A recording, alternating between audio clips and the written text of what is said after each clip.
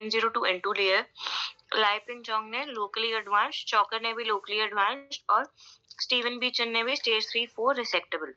सबने ऊपर वाले तीनों ने NACT वर्सेस अपफ्रंट ऑपरेट किया। जो चौथा था स्टीवन बी चिन, उसने NACT वर्सेस सर्जरी ही लिया, बट NACT के बाद उसने 2 आर्म डाले। एक को उसने CTRT में डाला, जो CTRT नहीं हो पाया उसको सर्जरी में डाला। ये डिफरेंस था बस मोटा-मोटा। एजेंट्स, लीसा लिसेट्रा ने सिस्प्लैटिन 5-FU यूज किया, लाइपिंग जोंग ने सिस्प्लैटिन 5-FU प्लस डोसेटैक्सिल। बेसिकली सिर्फ लीसा लिसेट्रा ने सिस्प्लैटिन 5-FU यूज किया था और स्टीवन बी चिन ने, बाकी बीच वाले दोनों जोंग और चॉकर ने सिस्प्लैटिन 5-FU और डोसेटैक्सिल यूज किया। ठीक है, ये रिसेक्टेबल। बॉर्डरलाइन रिसेक्टेबल में VM पाटिल, रुद्रेशा, वो मैंने ऐड नहीं किया इसमें। नोरोन्हा जो आप बोल रहे हो ना, VM नोरोन्हा, वो मैंने ऐड नहीं किया। तो VM पाटिल और रुद्रेशा और अजय कुमार सिंह, इन सब ने NACT दिया था बॉर्डरलाइन रिसेक्टेबल को। तो VM पाटिल वाले में NACT के बाद सर्जरी फॉलोड बाय CTRT, एक आर्म में CTRT, एक आर्म में पैलिएशन। और उन्होंने भी 2 ड्रग वर्सेस 3 ड्रग, उनका एक सेकेंडरी वो था, उसमें बोला 3 ड्रग वाले में ज्यादा रिसेक्टेबिलिटी देखी। रुद्रेशा ने भी टेक्निकली अनरिसेक्टेबल ट्यूमर्स लिए थे, उन्होंने NACT के बाद सर्जरी और नो सर्जरी किया। ये थोड़ा अलग है कि VM पाटिल ने NACT के बाद सर्जरी, CTRT, पैलिएशन किया, रुद्रेशा ने NACT और नो सर्जरी किया। तो ऑब्वियसली जिसमें सर्जरी हुआ वो बेटर होगा। इसने हाउएवर सिर्फ 2 ड्रग्स लिया। अजय कुमार सिंह ने लोकली एडवांस लिया, NACT के बाद सर्जरी की, स्टडी किया 2 ड्रग वर्सेस 3 ड्रग और बोला 3 ड्रग बेटर है। अनरिसेक्टेबल में आपने बोला डिसाइड, पैराडाइम और टैक्स 3-4। तो रिसेक्टेबल में पहले पढ़ेंगे 4 ट्रायल। उन्होंने बोला था कि रिसेक्टेबल ओरल कैंसर में 2 चीजें हैं, कि उन्होंने देखा कि क्या सर्वाइवल बेनिफिट है और मैंडिबुलर प्रिजर्वेशन हो सकता है या नहीं।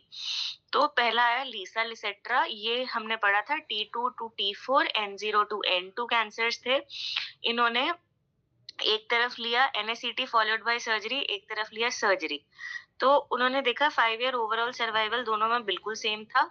पोस्ट ऑप रेडिएशन जिसमें NACT देके किया उसमें 33% लगा, पोस्ट और सर्जरी जिसको डायरेक्टली किया, ऑब्वियसली क्योंकि कोई पहले ट्रीटमेंट नहीं हुआ था तो रेडिएशन ज्यादा लगा। ठीक है, एंड मैंडिबुलर रिसेक्शन जो है वो ऑब्वियसली जिसमें पहले NACT दिया उसमें कम हुआ।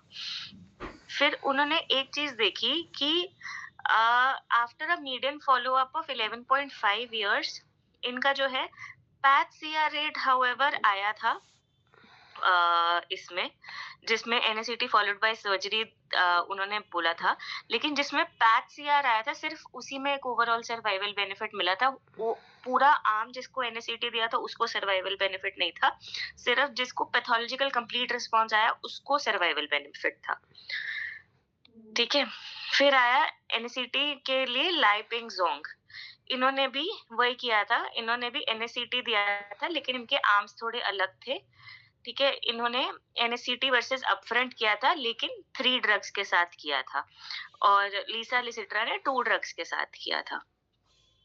तो इन्होंने भी क्या किया, NACT देके सर्जरी, दूसरे आर्म में सीधा सर्जरी। ठीक है, तो इन्होंने देखा कि इन्होंने भी ये देखा कि ओवरऑल सर्वाइवल बेनिफिट कुछ नहीं था, सर्जरी पहले इंडक्शन कीमो देने का कोई सर्वाइवल बेनिफिट नहीं था। ठीक है, एंड हाउएवर जो क्लिनिकल रिस्पॉन्स आया था इंडक्शन कीमो का वो अच्छा था, 80.6% people had a clinical response to induction chemotherapy. ठीक है, ग्रेड 3 टॉक्सिसिटीज भी कम थे लेकिन कोई ओवरऑल सर्वाइवल या डिजीज फ्री सर्वाइवल बेनिफिट नहीं था। इसमें भी उन्होंने ये देखा कि जिसको NACT का बेटर रिस्पॉन्स आया, नॉट पैच CR पर से, लीसा लिसेट्रा ने पैच CR वालों को फॉलो अप किया था लंबे टाइम के लिए। जोंग ने बस ये बोला कि जिसका रिस्पॉन्स अच्छा आता है NACT का उसका ओवरऑल सर्वाइवल बेहतर होता है। ठीक है, एंड और किसमें सर्वाइवल बेटर होता है, in patient who had N2 disease जिनको NACT मिला था। ठीक है, तो इन 2 ट्रायल से इन्होंने ये देखा कि 2 ड्रग या 3 ड्रग कुछ भी यूज करो वो ओवरऑल सर्वाइवल या डिजीज फ्री सर्वाइवल में चेंज नहीं करता। ठीक है, ये जरूर हो सकता है कि आपको जो नंबर ऑफ पेशेंट जिनको आपको RT देना पड़े वो कम हो जाए, क्योंकि हमने लीसा लिसिट्रा में पढ़ा था कि number of post op RT वाले पेशेंट जो है अपफ्रंट वाले में ज्यादा थे, एनएसीटी वाले में कम थे। तो इट में reduce the number of cases जिनको आपको पोस्ट ऑप आरटी देना पड़े। हो सकता है बायोलॉजिकल रिस्पॉन्स के बेसिस पे आप उनको चूज कर पाओ। जिनका पैच-सीआर आया दे हैव बेटर आउटकम। और higher nodal stage N2 disease, ये हमें जोंग के ट्रायल से पता चला था कि जिनका हायर नोडल स्टेज है उसको बेटर डिजीज कंट्रोल होता है। So that ways may be is that ways जिन लोगों का N2 डिजीज है या जिनका पोस्ट ऑप रेडिएशन, आपको एनएसीटी देने से हो सकता है पोस्ट ऑप रेडिएशन ना देना पड़े, और पैच-सीआर जिनका आ गया उनका बेटर रिस्पॉन्स हो, बट एज सच एनएसीटी देने से ओवरऑल सर्वाइवल में कोई फर्क नहीं पड़ता। फिर आया था देवेंद्र चौकर का ट्रायल। इसने क्या किया था, सिर्फ जिनका ये ऑर्गन प्रिजर्वेशन का ट्रायल था, फेज 2 ओपन रैंडमाइज्ड ट्रायल। इन्होंने बोला कि ग्रॉस मैंडिबुलर डिजीज जिनका नहीं है, सिर्फ पैरामैंडिबुलर डिजीज जिन पेशेंट्स का था T2 to T4, जिनको resection of mandible for paramandibular disease लगने वाला था, बोन इरोजन नहीं थी, उनको उन्होंने रैंडमाइज किया between upfront surgery followed by adjuvant CTRT, और दूसरे पेशेंट जिनको एनएसीटी दिया, थ्री ड्रग एनएसीटी दिया 3 वीकली इंटरवल पे, followed by surgery followed by CTRT. दोनों को एडजुवेंट सीटीआरटी दिया, मतलब आरटी या सीटीआरटी दिया गया है। ठीक है। तो उन्होंने देखा कि 47% पेशेंट्स जो थे एनएसीटी आर्म में उनका मैंडिबुलर प्रेजर्वेशन हो पाया। ठीक है। डीएफएस एंड ओएस दोनों आर्म्स में सेम थे, कॉम्प्लिकेशन दोनों आर्म में सेम थे, और chemotherapy induced toxicity obviously NACT arm में ज्यादा थी।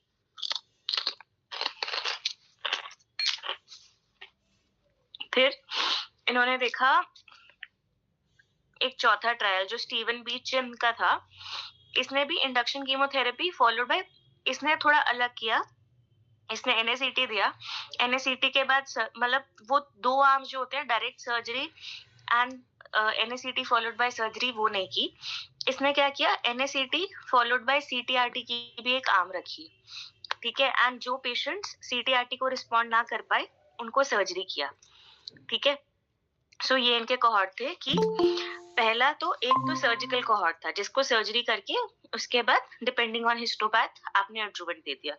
दूसरे आर्म में इन्होंने इंडक्शन दिया था। इंडक्शन देने के बाद patients who had more than 50% response they were taken up for CTRT. The ones who are not able to complete the CTRT or who had a failure of the CTRT or who had a recurrence underwent surgical exploration. Also, the patients who had less than 50% response underwent surgical exploration. ठीक है। तो इन्होंने देखा कि overall surgical cohort और induction वाले cohort में overall survival benefit 1 year में आप देखोगे 88% ओवरऑल सर्वाइवल था सर्जिकल कोहॉर्ट में। ठीक है। और दूसरे कोहॉर्ट में से 47% था जिनमें इन्होंने सर्जरी नहीं की थी। ठीक है। So there was a big difference between overall survival at 1 year, at 3 year and 5 year, कम होता जा रहा है। ठीक है। सो इन्होंने बोला कि फिर उसके बाद इन्होंने देखा सब group analysis of induction chemo responders versus non responders. फिर उन्होंने देखा कि जो रिस्पॉन्ड किए थे उनमें भी जो ओवरऑल सर्वाइवल था वो सर्जिकल कोहॉर्ट से कम था। सो जो सर्जिकल कोहॉर्ट था जिसका इन्होंने अपफ्रंट सर्जरी कर दिया rather than giving induction chemo and then CTRT or further surgery, so it was better if you do an upfront surgery first. ठीक है। सो ये इन्होंने देखा कि even the ones who had responded they fared worse than the ones who were upfront operable. तो इन्होंने then they concluded that primary surgery followed by CTRT results in better overall survival, disease-free survival, loco-regional control than an induction therapy followed by selection for chemo-RT. Also, जो अभी तक हमें लग रहा था कि इंडक्शन कीमो से ऑर्गन प्रिजर्वेशन वाले पेशेंट सिलेक्ट हो जाते हैं, ऐसा नहीं है, क्योंकि वो they will fare worse anyways. क्योंकि आप ये देख लो, even responders had an overall survival of 40%, surgical cohort had a overall survival of 65%। ठीक है। इससे हमारे रिसेक्टेबल वाले खत्म होते हैं। फिर बॉर्डरलाइन रिसेक्टेबल में आते हैं। तो बॉर्डरलाइन रिसेक्टेबल क्या है? Borderline resectable are the ones which are technically unresectable. जो वीएम पाटिल के पेपर में टेक्निकली अनरिसेप्टेबल वाली आर्म थी, वो कौन कौन थे? जिनमें बकल म्यूकोजा में there was a diffuse margin and peritumoral oedema till zygoma, tongue में reaching up to the hyoid bone, tongue में reaching up to the vallecula, तो आगे हायोइड पीछे वैलिकुला तक, और बकल म्यूकोजा में reaching up to high ITF, skin infiltration. इन सब में उन्होंने एनएसीटी देने की कोशिश की, क्योंकि इन्होंने बोला कि अपफ्रंट सर्जरी करेंगे तो मार्जिन कॉम्प्रोमाइज हो जाएगी, रेडिकल सीटीआरटी देंगे तो इंफीरियर सर्वाइवल मिलेगा, हाउएवर एनएसीटी देके ऑपरेट करेंगे तो R0 अचीव भी हो जाएगा, एक्सेप्टेबल फंक्शनल आउटकम भी मिल जाएगा। तो इसमें पहला पेपर था वीएम पाटिल का। उन्होंने क्या बोला, टेक्निकली अनरिसेक्टेबल पेशेंट्स को इन्होंने 2 ड्रग वर्सेस 3 ड्रग दिया। तो उन्होंने देखा कि 3 ड्रग की रिसेक्टेबिलिटी, पहली चीज तो बहुत ज्यादा थी, 3 ड्रग की रिसेक्टेबिलिटी 66% थी, 2 ड्रग की 40.3% थी, ठीक है। और 43% पेशेंट्स में जो है टोटल जिनको इन्होंने एनएसीटी दिया था, 43% पेशेंट्स को ये फाइनली ऑपरेट कर पाए, ठीक है। बाकियों को however to induction chemotherapy they had an unsatisfactory response, 43% they were able to operate and all of them were given CTRT after that, ठीक है। Fifth, at 24 months later on they saw that the patients whom they were able to operate, ठीक है, loco-regional control at 24 months was also very significant, obviously because they were able to operate, ठीक है, and also overall survival for the patients that they were able to operate was also better, ठीक है। Then रुद्रेशा ने क्या बोला था, इन्होंने भी locally advance T4A oral cavity tumours लिए थे, तो इन्होंने 2 ड्रग्स दिए थे। वीएम पाटिल ने अपने आप में इंटरनलाइज किया था 2 ड्रग वर्सेस 3 ड्रग, और रुद्रेशा ने 2 ड्रग्स दिए थे, 50 पेशेंट्स लिए थे। इनमें जो रिसेक्टेबल हो पाए वो सिर्फ 23.8 थे, ठीक है। हाउएवर जो पाटिल का पेपर था उसमें 46 समथिंग % थे, इसमें ऑलमोस्ट हाफ हुए रिसेक्टेबल। इन्होंने देखा कि जिनमें ये ऑपरेट कर पाए थे उनमें obviously overall survival was better, ठीक है। यहाँ पे कर्व्स आर डिविएटिंग। तीसरा है रुद्रेशा, इसमें क्या था, इसमें भी 2 ड्रग वर्सेस 3 ड्रग उन्होंने देखा। So they took adults who had oral cavity borderline unresectable tumors, कोई पर presence इसमें of अकेले measurable, सिर्फ डॉसिटासल एंड सिस्प्लेटिन यूज किया है। हम टीपीएफ, यही हमने डिस्कस किया था ना उस दिन की, टीपीएफ सारे सेम ही है। TPF is same, this docetaxel and cisplatin is different. बाकी सारे क्या यूज कर रहे हो? TPF ही यूज कर रहे हैं, DCF ही यूज कर रहे हैं।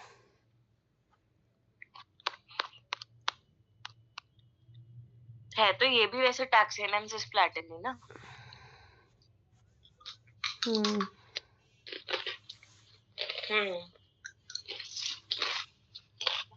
बाकी सारे शायद कार्बोपैक्स यूज कर रहे थे। अरे ना आप आ गए? भाई सिस्प्लेटिन और 5FU होगा TCF was Cisplatin 5 TPF is docetaxel, cisplatin paclitaxel 5FU। अच्छा, तो इसने खाली डोसेटैक्सल कर दिया, पैक्लिटैक्सेल की जगह डोसेटैक्सेल किया। तो इसने अंदर ही जो रैंडमाइज किया 2 ड्रग वर्सेस 3 ड्रग, ठीक है, उसने देखा फिर overall survival, progression free survival और एडवर्स इफेक्ट्स। तो इसने देखा कि जो 2 ड्रग आर्म थी उसमें ओवरऑल सर्वाइवल 23 मंथ्स था, जो 3 ड्रग आर्म थी उसमें 29 मंथ्स था, ठीक है। हजार्ड रेशो जिसमें 3 ड्रग वाला था उसमें बेटर की तरफ आया, और प्रोग्रेशन फ्री सर्वाइवल भी 2 ड्रग वर्सेस 3 ड्रग में 3 ड्रग के लिए बेटर आया। ग्रेड 3 इवेंट्स ऑब्वियसली 3 ड्रग में बेटर आए। क्या क्या थे? Oral mucositis, diarrhoea, febrile neutropenia, hyponatraemia, hypokalaemia, ठीक है। तो उन्होंने बोला कि DCF रेजिमेंट जो है सुपीरियर है DC रेजिमेंट से, सर्वाइवल भी इंप्रूव हुआ है लेकिन टॉक्सिसिटी इंप्रूव ज्यादा हुई है। तो induction chemotherapy technically unresectable cancers में सेफ है, फीसिबल है, 3 ड्रग यूज होना चाहिए, और this can be considered as a standard of care now. और TPF रेजिमेंट ने सुपीरियर रिजल्ट शो किया एज टू PF रेजिमेंट, ठीक है। अनरिसेक्टेबल में 2 आपने अभी वो बताया था ना, वी नूर नहा वाला पेपर, एक वी नूर नहा वाला पेपर एक बार खोल लो ना साथ में ही, फिर हर बार छूट जा रहा है वो। CT दी थी, followed by response assessment and standard treatment algorithm for locally advanced oral squamous cell carcinoma. इन्होंने 3 ड्रग रेजिमेन को दिखाया था, overall survival over 2 drug regimen phase 3 RCT study में। उन्होंने उसका 10 ईयर आउटकम भी पढ़ा था। तो उन्होंने देखा कि 3266 पेशेंट जो इंक्लूड हुए थे उसमें सबसे कॉमन सबसेट बकल म्यूकोजा था, और सब में इंडिकेशन वाज ऑलमोस्ट सब में indication was peritumoral oedema reaching up to zygoma, और more than 2 drugs of NSAT जो है 32% पेशेंट को दी थी। इनमें भी जो बेसिकली टाटा वाले हैं ना, इन सब में रिस्पॉन्स रेट 30 to 40 के बीच में आया है। तो वो जो पाटिल वाला पेपर था उसमें भी उन्होंने देखा था, उनमें 38% कुछ था ना रिस्पॉन्स, इसमें भी 32% रिस्पॉन्स है। तो टाटा वालों का सबका रिस्पॉन्स 30s में आ रहा है। तो इनमें उन्होंने देखा कि टोटल 3200 पेशेंट में से 1300 पेशेंट्स को एक क्यूरेटिव ट्रीटमेंट दे पाए, ठीक है। एंड वो जो पेशेंट्स थे जिनमें से 32% पेशेंट्स को सर्जरी मिली और 14% पेशेंट को कीमो आरटी मिली।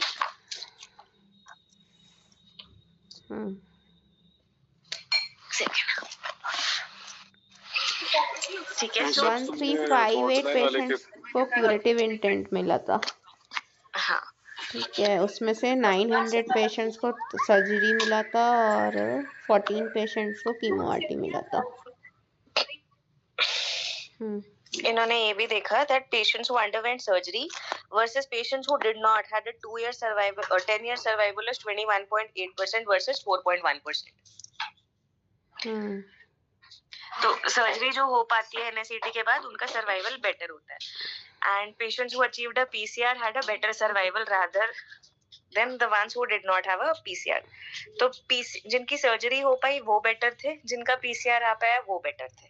तो जिनकी सर्जरी हो पाई उनका OS 10 ईयर OS 21% था एज कम्पेयर टू जिनकी सर्जरी नहीं हो पाई। इसका स्क्रीनशॉट लेके उस स्लाइड में, अच्छा वो स्लाइड नहीं है तुम लोग के पास तो PDF नहीं, वो तो ऐड हो जाएगा उसमें, तो कोई दिक्कत नहीं है। कहाँ गया?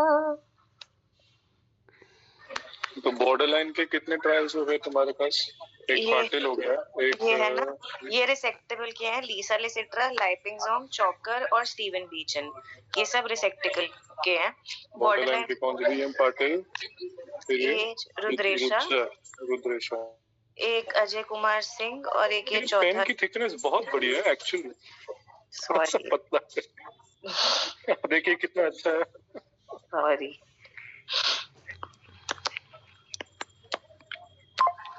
ये वापस VM आया। वनीता नोरोना है ना वो मैडम? वनीता नूर नहा।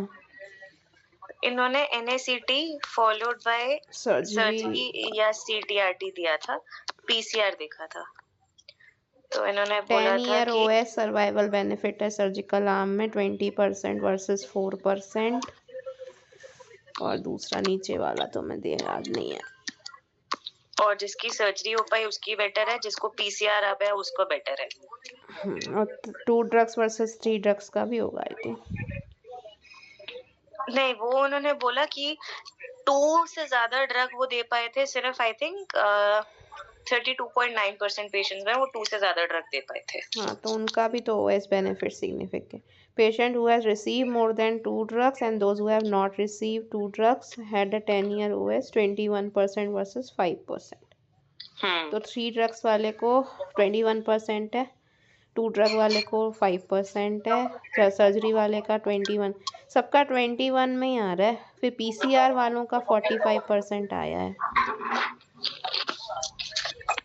ठीक है, उसका स्क्रीनशॉट लेके उसमें ऐड कर लो।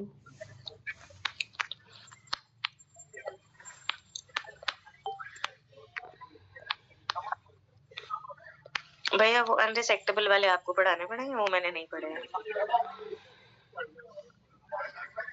अनरिसेक्टेबल में tax 323, tax 324, para diagram, McKinsey analysis and decide, बस ये 5 ट्रायल पढ़ने हैं।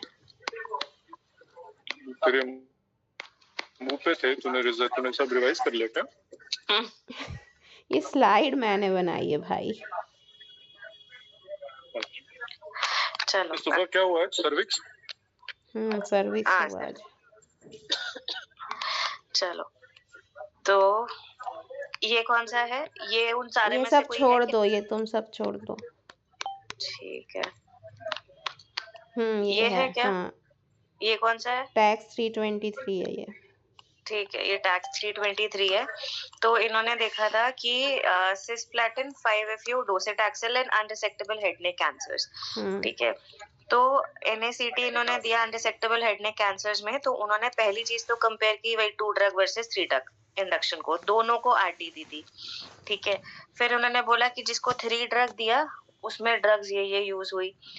इनके सब ग्रुप एनालिसिस में TPF 17% को, PF सब ग्रुप एनालिसिस में ओरल कैविटी पेशेंट्स जो हैं वो लगभग 34% थे, जिनमें से TPF 17% को और PF तो को भी ये 17%। ड्रॉबैक है, जितने भी अनरिसेक्टेबल वाले ट्रायल्स हैं, इन सब ट्रायल्स का ड्रॉबैक है कि ये ट्रायल्स जो हैं ये सिर्फ एक्सक्लूसिवली ओरल हाँ कैविटी के ओरल लिए। कैविटी के लिए नहीं बनाए गए हैं। तो ये ड्रॉबैक है पूरे ट्रायल्स का। तो सबको लैरिंग्स, फेरिंग्स, ओरोफेरिंग्स, हाइपोफेरिंग्स सब साइट इंक्लूडेड है। तो ये कॉमन ट्रायल है। इफ़ NACT का ट्रायल मान लो लैरिंग्स, फेरिंग्स, हाइपोफेरिंग्स किसी भी ऑर्गन में आता है तो आप सब में ये आंसर लिख सकते हो। ठीक है, तो उन्होंने भी यही देखा कि 3 drug was better than 2 drugs. ये टैक्स 324 है ना? ये टैक्स 323 है। 323 सबसे पहले याद रख सकते हैं। 3 323 ड्रग आया वर्सेस था, 2 ड्रग फिर वाला। 324 आया था, जो चौकर सर ने वाइवा में के टाइम पूछा था। First trial who has checked 3 versus 2 drugs. तो ये वो ट्रायल है जिसने पहले बार 3 ड्रग्स वर्सेस 2 ड्रग चेक किया। तो 3 ड्रग वर्सेस 2 ड्रग 323, तो वो 323 वाला 3 ड्रग वर्सेस 2 ड्रग वाला यही है। ठीक है, तो इसने यही बोला कि डोसेटैक्सिल को PF में ऐड करने से सर्वाइवल बेटर होता है और वो टॉलरेट भी ज्यादा अच्छा होता है। फिर आया induction chemotherapy with cisplatin 5-FU तो अलोन। और इसमें क्या था ये कि इसमें और उसमें क्या अंतर है? 324 में और T3 इसमें ऑपरेबल पेशेंट्स भी हैं। ओके, क्योंकि उनमें सबने उन्होंने मेरे ख्याल से वो दिया है, CT-RT दिया है। हाँ, ठीक है, तो इसने भी यही देखा कि 3 ड्रग बेटर है। इसने भी यही देखा। तो इसने 3 ईयर सर्वाइवल देखा। 3 ईयर सर्वाइवल TPF ग्रुप में बेटर है। PFS भी इसने देखा, 36 मंथ्स था TPF ग्रुप में, 13 महीने था बस, 1/3 था PF ग्रुप में। 2 इयर्स पे PF ग्रुप में 53% था, TPF ग्रुप में 42% था। ये भी सिग्निफिकेंट आया था। तो 323 3 ड्रग वर्सेस 2 ड्रग, 324 में ऑपरेबल भी ऐड हो गए। ठीक है, तो TPF group has consistent trend towards improved survival regardless of the primary site of disease. फिर आया मैकेंजी एनालिसिस। मैकेंजी एनालिसिस था Meta analysis of chemotherapy in head neck cancer. ये इसकी फुल फॉर्म है। इसने ये मैकेंजी एनालिसिस एक negative trial है। ठीक है, इसने क्या किया? इसके पास 3 आर्म्स थे। अपफ्रंट सर्जरी, NACT CT-RT, या तो इंडक्शन करो, ठीक है, या फिर CT-RT दो, या फिर एडजुवेंट कीमो दो। तो इन्होंने ऐसे ट्रायल किया, surgery followed by adjuvant treatment. और ये सब अनरिसेक्टेबल बेकार वाले ट्यूमर थे। इसमें सर्जरी भी ली? नहीं, इसमें सर्जरी इसने आई लिखा थिंक है नहीं। NACT plus RTCT with CT-RT with RT-CT-RT plus adjuvant chemotherapy। नहीं, सर्जरी नहीं थी, सब पैलिएटिव वाले ट्रीटमेंट थे। तो ठीक है, तो सबने इसमें फालतू 3 नाम ले लिए। तो इसमें इसने क्या बोला कि जो कंकरेंट CT-RT वाला है वो सबसे बेस्ट है। नियो एडजुवेंट कीमो देने के बाद आप डेफिनेटिव CT-RT दो, वो नहीं है। Sequential therapy is not preferred as compare to concurrent CT-RT। तो इसने बोला कि आपको सीक्वेंशियल थेरेपी देने की ज़रूरत नहीं है, आप कंकरेंट CT-RT दो, वो ही बेस्ट थेरेपी है फॉर अनरिसेक्टेबल कैंसर। तो ये एक लैंडमार्क ट्रायल है जिसके कारण से अभी तक सब अनरिसेक्टेबल पेशेंट्स को डेफिनेटिव CT-RT दिया जाता है। ओके, ठीक है, तो वो जो टैक्स 323 है, ये टैक्स 224 है, ये ट्रायल से टीपी है, 3 ड्रग वर्सेस 2 ड्रग दिया जाता है। एंड इस ट्रायल के मैकेंसी के बाद से कंकरेंट CTRT दिया जाता है हर पेशेंट को जो अनरिसेक्टेबल रहता है। तो ये हमारे लैंडमार्क ट्रायल्स कवर हो गए। आगे पढ़ो तो डिसाइड। इसमें इन्होंने N2 N3 वाले डिजीज लिए थे और फेज 3 रैंडमाइज ट्रायल था जिनमें इन्होंने कंपेयर किया था वही TPF वर्सेस इंडक्शन कीमो है।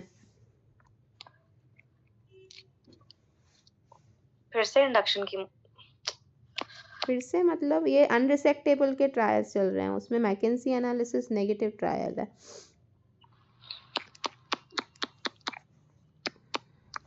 जब ये स्लाइड बनी थी तब मुझ में इतनी अकल नहीं थी कि जो लैंडमार्क ट्रायल है वो बाद में रखो। वो तो जैसे जैसे पब्लिश पेपर होते गए वैसे वैसे मैं सीक्वेंस में अरेंज करती गई।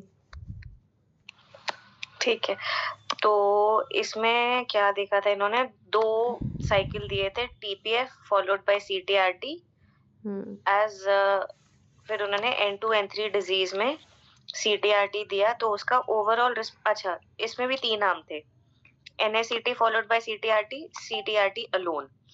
तो उन्होंने देखा कि NACT फॉलोड बाय CTRT और CTRT में NACT वाले में ओवरऑल रिस्पांस रेट ज्यादा था बट पी वैल्यू अचीव नहीं हुई। मोर्टेलिटी रेट CTRT में ज्यादा था बट पी वैल्यू अचीव नहीं हुई। एडवर्स इफेक्ट्स NACT में ज्यादा थे, इसमें पी वैल्यू अचीव हो गई।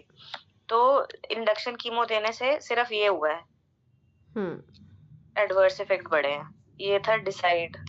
तो डिसाइड ने ये डिसाइड किया कि आपको CTRT देना है, इंडक्शन नहीं देना।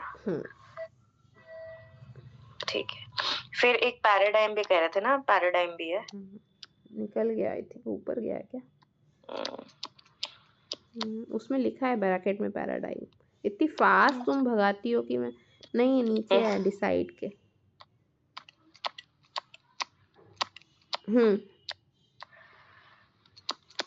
ये नहीं है तो स्पेनिश है, उसके नीचे है डिसाइड। हाँ, और नीचे खत्म ही हो गया।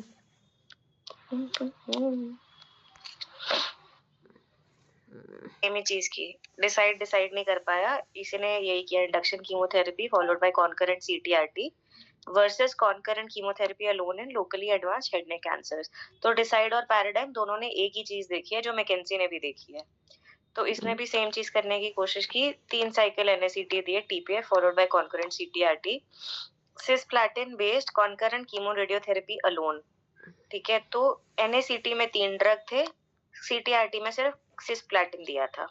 तो इसने भी देखा कि डेथ जो है NACT वाले में 20% थी, CRT में 21% थी, overall survival 73 versus 78%, which was not significant. Febrile न्यूट्रोपिनिया however significant था NACT आर्म में। तो डिसाइड, पैराडाइम और मैकेंजी तीनों ने ये डिसाइड किया कि कोई फायदा नहीं है, ये देखिए इंडक्शन कीमो देके कोई फायदा नहीं है। कंकरेंट CTRT लेना है। हाँ, और 2 ड्रग वर्सेस 3 ड्रग किसने बताया? 323 324। फिर बॉर्डरलाइन रिसेक्टेबल के 4 ट्रायल हो गए। चलो हो गया। ठीक है, क्लासिफिकेशन ऑफ मैंडिबुलर रिसेक्शंस, ये हमें उन्होंने पढ़ाया था कि पहले आया था बॉयड क्लासिफिकेशन। बॉयड क्लासिफिकेशन क्या था कि अगर लैटरल डिफेक्ट्स है, ठीक है, जो कि कॉन्डाइल को इंक्लूड कर रहा है, तो उसको बोलते हैं। तो बॉयड ने क्या किया था, अपर केस और लोअर केस दोनों लिए थे। ठीक है, तो बॉयड ने बोला कि बॉयड एंड जूड जब ये दोनों थे तो उन्होंने बोला कि भैया सिर्फ अपर केस लेंगे, बॉयड और जूड ने बोला। फिर बॉयड ने इसमें मॉडिफिकेशन करके बोला था अपर एंड लोअर केस दोनों लेंगे। ठीक है, तो जो एच था वो था कि लैटरल डिफेक्ट है विच शुड इंक्लूड कॉन्डाइल। सी क्या है, सेंट्रल सेगमेंट है, ठीक है, जिसमें कम से कम 4 इंसाइजर और 2 कनाइन आने चाहिए। एल क्या है, इन दोनों के बीच वाला लैटरल डिफेक्ट होना चाहिए पर इसमें कॉन्डाइल नहीं होना चाहिए। ठीक है, तो एच क्या है, एच है जिसमें कॉन्डाइल हो, C क्या है जिसमें 4 इंसाइजर 2 कैनाइन हो, और L क्या है लैटरल डिफेक्ट हो पर उसमें कॉन्डाइल नहीं होना चाहिए। फिर उसने एक सॉफ्ट टिश्यू की भी क्लासिफिकेशन, ये सब जो था ना H, L और C ये सब कैपिटल अपर केस में आना चाहिए। जो लोअर केस में आएगा वो क्या है, सॉफ्ट टिश्यू कंपोनेंट क्या क्या है। तो 0 माने कुछ नहीं है, no skin no mucosa, S माने स्किन, M माने म्यूकोजा, SM माने स्किन और म्यूकोजा दोनों।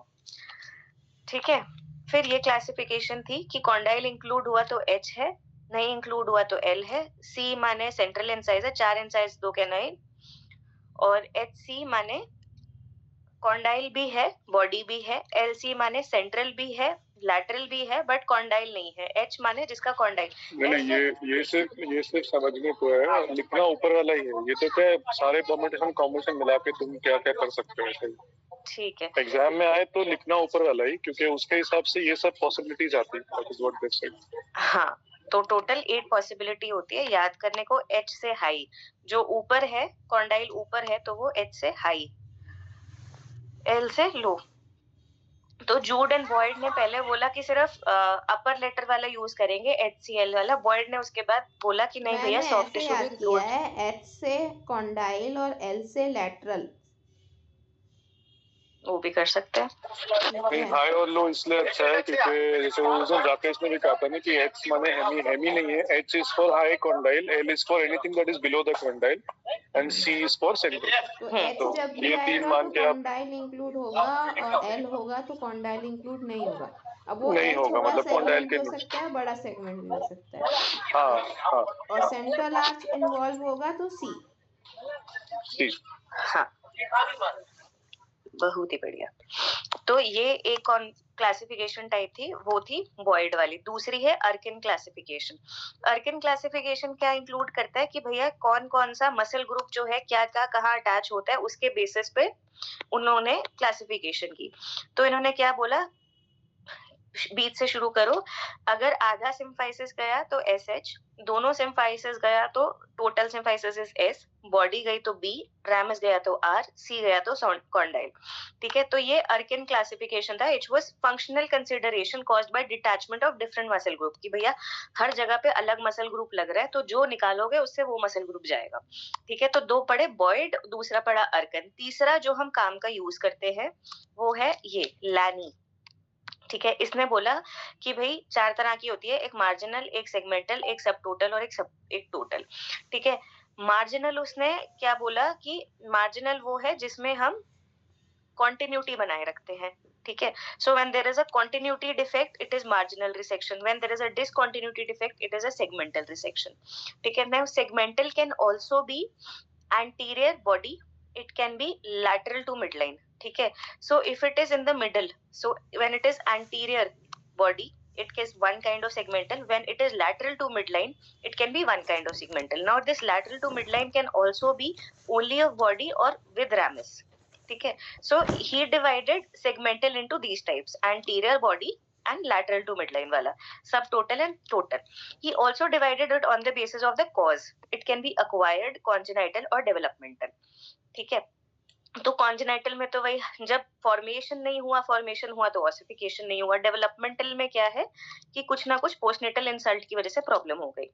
ठीक है, नाउ इसने ये भी बोला कि जब भी वही कंटिन्यूटी बनी रहेगी तो वो मार्जिनल है, जिसमें कंटिन्यूटी ना बनी रहे वो सेगमेंटल है। तो फायदा क्या होगा कि ऑब्वियसली कंटिन्यूटी है तो उसमें डेविएशन नहीं है, फेशियल डिसफिगरमेंट नहीं है, ओक्लूजन प्रॉब्लम नहीं करेगा, और ये एंटीरियर पोस्टीरियर डिफेक्ट दोनों हो सकता है। और सेगमेंटल का हमने पढ़ लिया, लैटरल और मिडलाइन। मिडलाइन वाले को उसने एंटीरियर बोला था, लैटरल वाले को उसने लैटरल बोला था, जिसमें उसने फर्दर डिवाइड किया था बॉडी और रैमस। ठीक है, इसमें डिसफिगरमेंट होती है, मैंडिबल डिविएट होती है टू द रिसेक्टेड साइड। ठीक है, फिर उसने बोला कि भैया मैंडिबुलर रिसेक्शन जो है वो T4 बन जाता है और वो पोर प्रोग्नोसिस के साथ आता है।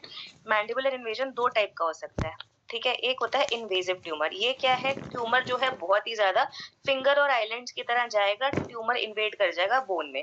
इरोजिव ट्यूमर्स क्या होता है, ट्यूमर ऐसे जाएगा, तो इसका क्या है, जो एडवांसिंग फ्रंट है वो ब्रॉड एडवांसिंग फ्रंट है, तो अगर ऐसे जाएगा तो इसकी ऑस्टियोक्लास्टिक एक्टिविटी होगी। ठीक है, it has a broad advancing front, that's why it's erosive. ठीक है, when it is invasive it has finger और islands of tumour which are infiltrating bone. It does not need to have obvious osteoclastic activity. Erosive tumors have an obvious osteoclastic activity. ठीक है, तो ये दो उन्होंने बोला कि ये दो इन्वेजन के टाइप हो सकते हैं. Then very important was pattern of spread. Pattern of spread क्या हो सकता है? दोनों foramen, mental foramen, mandibular foramen, दोनों फोरामेन से जा सकता है. ठीक है, जहां पे ऑक्लूड होते हैं सर्फेसेस, ऑक्लूजल रूट से जा सकता है, जिंजिवा के थ्रू जा सकता है. ये किस में जाता है? जिनमें जो डेंटेट मैंडिबल होता है उसमें अटैच जिंजिवा के थ्रू जाता है. ठीक है, ई डेंचुलस जो होते हैं उसमें कॉर्टिकल डिफेक्ट्स के थ्रू डालते हैं. पेरियोडोंटल मेम्ब्रेन के थ्रू जा सकता है, या फिर secondary tumour in the neck through lower Border की, यहाँ पे अगर ट्यूमर है नेक में, इसके थ्रू जा सकता है. ठीक है, तो बाकी सारे ऊपर से, एक नीचे से उन्होंने बोला. ठीक है, ये स्प्रेड है, पैटर्न ऑफ स्प्रेड है. ठीक है, फिर इसमें correct me if I am wrong दिव्यांग. ठीक है, तो इन्होंने बोला कि पाथवे अंडरस्टैंड करना जरूरी है. तो उन्होंने बोला कि जब mucosa, lip, tongue, floor of mouth, surface mucosa ये सब होते हैं, तो इसमें क्या है, ये आपकी मैंडिबल है. ठीक है, और ये म्यूकोजा है. ये म्यूकोजा जो है, ट्यूमर जो है, ये म्यूकोजा और सब म्यूकोजा के अलोंग जाता है. ठीक है, और इसमें जो बोन है, बोन के अंदर ये आपका बोनी सॉकेट और उसके अंदर एल्वियोलस है. ठीक है, तो उसने बोला कि ट्यूमर जो है इंटैक्ट पेरिओस्टियम और कैंसलस बोन को नहीं इन्वेड करता है. ये क्या करता है? म्यूकोजा सब म्यूकोजा के अलोंग जाता है. ठीक है, अब म्यूकोजा और सब म्यूकोजा के अलोंग जाके जिंजिवा के अलोंग जाएगा. ठीक है, पहले तो इसके बाद एक फिगर रहेगा, वो फिगर में ज्यादा अच्छे समझ में आएगा. ठीक है, आई थिंक नीचे वाले पेज में रहेगा. हाँ देखा मैंने. ठीक है, तो वो जिंजिवा के अलोंग जाके फिर उसके बाद जिंजिवा के थ्रू फिर cancellous part of bone and then alveolar canal में जाता है. However somebody who is edentulous, उसमें ये नहीं होगा. ठीक है, तो उसमें ये जिंजिवल कैनाल और ये सब नहीं होगा. उसमें म्यूकोजा और सब म्यूकोजा के बाद सीधा वो जाके एल्वियोलर कैनाल में घुसेगा, क्योंकि there is no gingiva to stop it. ठीक है, सो ये फर्क है दोनों में, somebody who has teeth and somebody who doesn't have teeth. ठीक है, सो ये डायग्राम वो बोल रहे थे कि ठीक है, for somebody who has teeth, तो ट्यूमर इस तरह से म्यूकोजा सब म्यूकोजा से आता है. पहले वो यहाँ जाएगा, जिंजिवा को जाएगा, जिंजिवा को जाके ये कॉर्टिकल बोन में जाएगा, उसके बाद एल्वियोलर कैनाल में जाएगा. Versus somebody who does not have this, तो उसमें जाएगा, there is no gingiva to stop it, it will go directly into cortical bone and then alveolar canal. ठीक है, so this is the difference between dentulous and edentulous mandible. तो इसमें देखा कि इन्होंने बोला कि tumours which are approaching the mandible, जिसमें डायरेक्टली टीथ सॉकेट इन्फिल्ट्रेट नहीं हो रहे हैं. ठीक है, उसमें marginal मैंडिबुलेक्टमी is safe.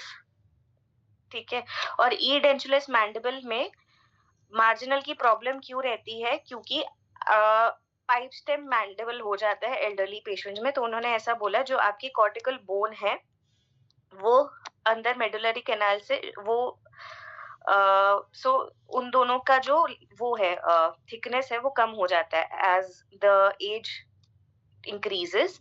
So the cortical bone shrinks and it reaches close to the अंदर वाला मेडुला. तो उन्होंने बोला कि जैसे जैसे एज बढ़ती जाती है, the vertical height decreases, उसकी वजह से maintaining marginal mandibulectomy is not possible.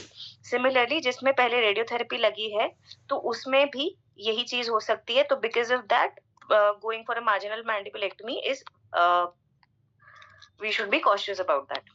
ठीक है, तो असेसमेंट कैसे करेंगे? असेसमेंट जो है आपको देखना पड़ेगा कि जो ट्यूमर है वो एडजेसेंट है मैंडिबल के या अधेरेंट है मैंडिबल के. ठीक है, तो क्या कर सकते हैं उसके लिए? पहला कर सकते हैं ओपीजी. ओपीजी आपको साइड साइज फिक्सिटी बताएगा, इंफीरियर एल्वियोलर नर्व, पैरेस्थेसिस वगैरह ये सब के बारे में बताएगा. इसकी लिमिटेशन क्या है? मिडलाइन मैंडिबल जो सिम्फाइसिस के पास है वो ठीक से असेस नहीं होती ओपीजी से. ठीक है, लिंगुअल कॉर्टेक्स का जो इनिशियल इन्वेजन है वो नहीं होता, क्योंकि ओपीजी तब बताते हैं जब 30% डीमिनरलाइजेशन ऑलरेडी हो चुकी होती है. On the other hand CT scan is better, क्योंकि ये इनिशियल स्टैंडर्ड है. क्यों है? क्योंकि पहली चीज तो जहाँ पे ट्यूमर है उस ट्यूमर का सॉफ्ट टिश्यू एक्सटेंशन, ठीक है, कॉर्टिकल बोन में है या नहीं है ये सीटी आपको बेहतर बता पाएगा, ठीक है। Relation of the primary to the bone बता पाएगा, नेक नोड्स के बारे में बता पाएगा, ठीक है। दूसरी चीज, जहाँ पे भी ट्यूमर टिश्यू होता है उसके साथ में जो मैंडिबल होता है, there is an absence of cortex of mandible adjacent to abnormal soft tissue, ठीक है, ये बेटर बता पाएगा, ठीक है। Then there is also this variation of CT called denta scan, ये एक एक्सटेंशन होती है सीटी की। ये किस लिए होती है? It is closely skull bones, ये भी टाइप्स होते हैं मैंडिबुलोटमी के, it depends on its relation to the mental foramen. So, अगर your split is anterior to mental foramen, it is medial mandibulotomy. If posterior to mental foramen, it is posterior mandibulotomy. अगर दो central incisors के बीच में है तो midline है। Paramidline क्या होगा? Lateral incisor और canine के बीच में, तो हम usually paramedian करते हैं, ठीक है। फिर मार्जिनल मैंडिबुलेक्टमी क्या है? मार्जिनल मैंडिबुलेक्टमी यूजुअली क्या करती है?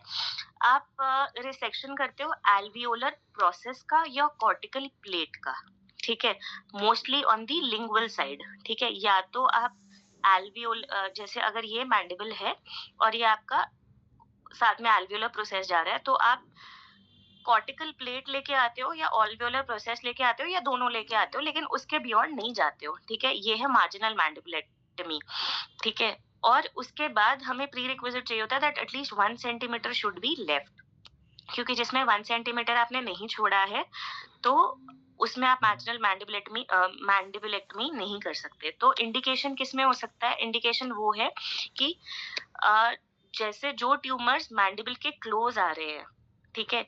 सो मार्जिन के लिए अगर आपको बोन लेनी पड़ रही है, तो not taking the entire bone but taking just the cortex और the cortical plate or the alveolar process of the bone, so that is one indication.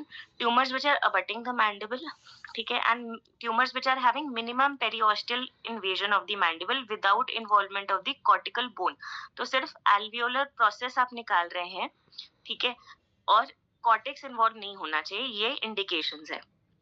Contraindications वही हो गए कि अगर कॉर्टिकल बोन इन्वॉल्व हो गई, सॉफ्ट टिश्यू डिजीज, जो massive soft tissue disease which is abutting the bone, so this is two different things. When tumor is within 1 centimeter of the mandible and you're just taking the mandible ka part as a margin, and versus having massive soft tissue disease on the mandible, these are two different things. If inferior alveolar nerve is involved, that is one contraindication. Edentulous mandible, ये हमने बोला कि edentulous mandible and irradiated mandible दोनों में क्या होते हैं? Pipe stem mandible हो जाते हैं, तो this can result in spontaneous fracture. Types of marginal mandibulectomy, इसमें क्या है? हॉरिजॉन्टल मैंडिबुलेक्टमी, हॉरिजॉन्टल मार्जिनल हम लोग जो यूजुअली करते हैं, इसमें क्या है? क्लासिकल एल्वियोलर रिम रिसेक्शन, ठीक है। ये एक फोटो मैं दिखाना चाह रही थी, ठीक है। सो ये है क्लासिकल, जो हम हॉरिजॉन्टल करते हैं वो हमें पता है, ओब्लिक ये है, वर्टिकल ये है, रिवर्स ये है। तो रिवर्स हम जानते हैं जब आपका लेवल 2 1B लिम्फ नोड, जैसे अगर आपके नेक साइड पे नोड है and then you have to take the the buccal side of the bone, that is reverse marginal. Vertical is this, oblique is this, ठीक है। सो ओब्लिक में क्या है? आप लिंगुअल और बक्कल कॉर्टेक्स दोनों ले रहे हो, ठीक है।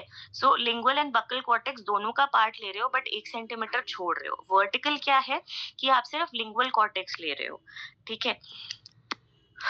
सो हॉरिजॉन्टल, जब आप रिम रिसेक्शन करते हैं, दैट इज हॉरिजॉन्टल। 2 क्या था?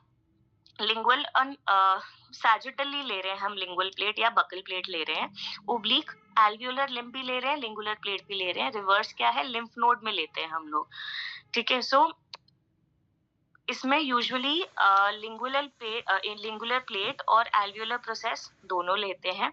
राइट एंगल कट नहीं लेना चाहिए, स्मूथ कट लेने चाहिए। उससे क्या होता है? जो स्ट्रेस डिस्ट्रीब्यूशन होता है वो इवन होता है। जो लीजन्स जिनमें RMT इन्वॉल्व होता है उनमें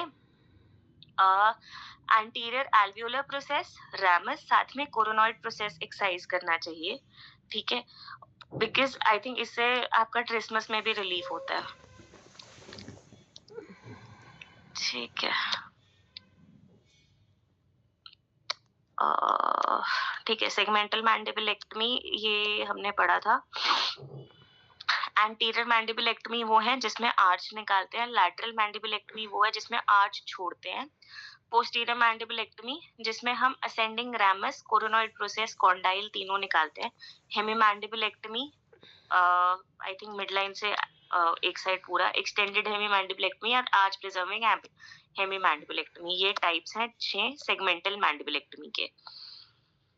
ठीक है, हॉर्सशू रिसेक्शन क्या है? हॉर्सशू रिसेक्शन है जब आप बेसिकली जैसे बाइट कॉम्पोजिट होता है ना, तो bite composite resections or horseshoe resection. जब आप मार्जिन मतलब बाइट कॉम्पोजिट में तो क्या है कि आप मैंडिबल और मैक्सिला दोनों काट रहे हो, तो आपने मैंडिबल मैक्सिला दोनों नहीं काटा, आपने पार्ट ऑफ मैंडिबल काटा, पार्ट ऑफ मैक्सिला काटा।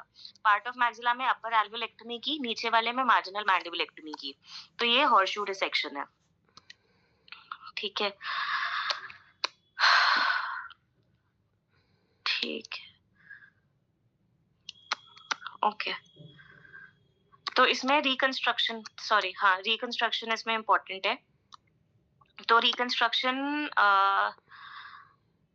ठीक है, तो इसमें 2 टाइप का रिकंस्ट्रक्शन आता है। एक आता है नॉन वैस्कुलराइज्ड करना है और दूसरा वैस्कुलराइज्ड। सो नॉन वैस्कुलराइज्ड किस में करते हैं? जो ए वैस्कुलर होता है। तो जब आपको पता है कि आपका जो ठीक है, जब आपको पता है कि आपका जो पेरेंट टिश्यू है जहाँ पे आप ये फ्लैप लगाने वाले हो, ठीक है, वो हेल्दी है, ठीक है, और वो वैस्कुलराइज कर जाएगा, तो वहां आप ए वैस्कुलर मैंडिबुलर सब्स्टिट्यूट्स लगा सकते हो। ठीक है, हाउएवर अगर इसको आरटी मिलना वाला हो, ये खुद इन्फेक्टेड हो, तो यहाँ पे ए वैस्कुलर मैंडिबुलर सब्स्टिट्यूट्स नहीं चलेंगे। वैस्कुलर सब्स्टिट्यूट्स कहाँ लगाना? जब हमें पता है कि प्राइमरी हीलिंग वाला जो एरिया है हमारा, वो इन्फेक्शन को प्रोन है, रेडिएशन लगनी है, वहां वैस्कुलराइज लगाएंगे। ठीक है, सो probably some clean area where we know कि इसको रेडिएशन की जरूरत नहीं पड़ने वाली, वहां हम ए वैस्कुलर मैंडिबुलर सब्स्टिट्यूट लगा सकते हैं।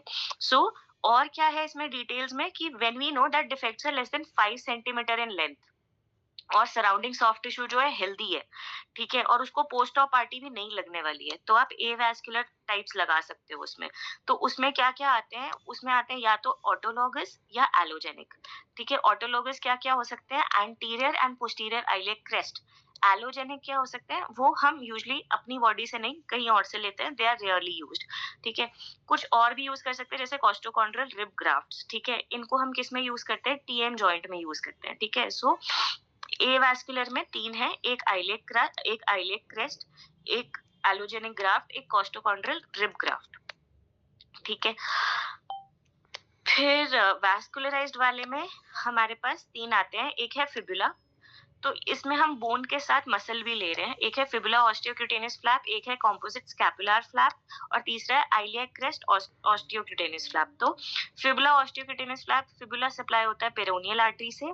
ठीक है, तो ये बहुत लंबा लेंथ हमको दे देता है मैंडिबुलर रिकंस्ट्रक्शन के लिए, 25 सेंटीमीटर तक दे सकता है। ठीक है, सो जब आपको वर्टिकल रैमस, तो फिबुला लेंथ प्रोवाइड कर रहा है, तो जब भी आपका वर्टिकल रैमस जा रहा है और मैंडिबुलर आर्च जा रहा है इन ई डेंचुलस मैंडिबल, तो आप फिबुला ऑस्टियोक्यूटेनियस फ्लैप यूज कर सकते हो। कॉम्पोजिट स्कैपुला फ्लैप जो है वो 10 से 12 सेंटीमीटर देता है। इट इज बेस्ड ऑन ठीक है, लैटरल स्कैपुलर बॉर्डर से हम लेते हैं इसको। ठीक है, and it is based on scapular branches of सब स्कैपुलर वेसल्स। ठीक है, इसके साथ आप अगर बल्क देना चाहो तो एलडीएन सेराटिस यूज कर सकते हैं। ठीक है, इलियाक क्रेस्ट ऑस्टियोक्यूटेनियस में क्या है? इसका सप्लाई आता है डीप सर्कमफ्लेक्स आइलियाक से। इसकी प्रॉब्लम ये है क्योंकि ये बहुत बल्की हो जाता है। ठीक है, वैसे तो it is ideal for mandibular reconstruction iliac crest, लेकिन प्रॉब्लम क्या है? क्योंकि इसके ऊपर इतने सारे लेयर्स हैं, it can get bulky for the mandibular reconstruction. ठीक है, तो वैस्कुलराइज में हमारे पास 3 है, एक फिबुला, एक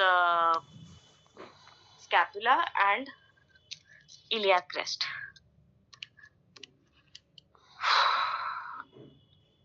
भैया हो कि सो गए हो? है भाई, कहाँ जाएंगे, एग्जाम टाइम है, हमारे पास सोने का भी टाइम नहीं है। ठीक है, चलो मैक्सिलर रिकंस्ट्रक्शन। ठीक है, मैक्सिलर रिकंस्ट्रक्शन क्या है? एक तो इसका हमने पहले भी पढ़ी हुई है कि एक ऑग्रन लाइन होती है। ये ऑग्रन लाइन क्या है? इमेजिनरी लाइन है between medial canthus and angle of mandible. तो इसके ऊपर जो होगा वो सुप्रास्ट्रक्चर है, इसके नीचे जो होगा वो इंफ्रास्ट्रक्चर है। कहते हैं इंफ्रास्ट्रक्चर का अच्छा प्रोग्नोसिस होता है, सुप्रास्ट्रक्चर का खराब प्रोग्नोसिस होता है। मैक्सिलेक्टमी के डिफेक्ट्स, पहला है ब्राउन क्लासिफिकेशन। इसमें क्या है कि पहले it is divided into two types, एक हॉरिजॉन्टल और एक वर्टिकल टाइप। तो हॉरिजॉन्टल टाइप में क्या है? जब ओरोनेजल फिस्टुला को नहीं क्रॉस हुआ है तो टाइप 1 है। अगर ऑर्बिट क्रॉस नहीं हुआ है तो वो टाइप 2 है। ऑर्बिट इन्वॉल्व हो गया है बट ऑर्बिट इन्वॉल्व हो गया है बट ऑर्बिटल कंटेंट्स जो है वो रिटेन हो रहे हैं तो वो टाइप 3 है। अगर ऑर्बिटल इन्यूक्लिएशन करना पड़े तो वो टाइप 4 है। ठीक है, ऑर्बिटो मैक्सिलरी डिफेक्ट है, पैलेट को कोई दिक्कत नहीं हुई है अभी तक, तो वो 5 है। और नेजो मैक्सिलरी डिफेक्ट है तो वो टाइप 6 है। तो टाइप 5 और 6 में आपका पैलेट बिल्कुल इंटैक्ट है, 3 और 4 में आंख गई हुई है। ठीक है, 1 और 2 में आपकी ऑर्बिट है वो इंटैक्ट है। ठीक है, so you can remember it as 1 and 2 में ऑर्बिट इंटैक्ट है, 5 एंड 6 में पैलेट इंटैक्ट है, बीच वाले में आईज के पास, ऑर्बिट के पास वो गया हुआ है। ये है हॉरिजॉन्टल क्लासिफिकेशन। वर्टिकल क्लासिफिकेशन में क्या है?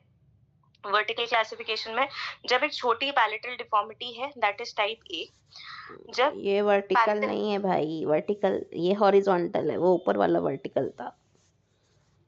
सॉरी, वो वर्टिकल है, ये हॉरिजॉन्टल है। ठीक है, सो अगर डेंटल एल्वियोलस इन्वॉल्व नहीं किया है तो वो ए पैलेटल डिफेक्ट है। अगर बी है, अगर लेस देन और इक्वल टू हाफ यूनिलैटरल गया है तो वो बी है। बायलैटरल ट्रांसवर्स एंटीरियर है तो वो टाइप सी है। और अगर कॉम्प्लेक्स डेंटो एल्वियोलर और पैलेटल डिफेक्ट है जिसमें आपका सेंट्रल भी है और एक साइड का मोर लैटरल देन भी है 50% गया है तो डी है। ठीक है,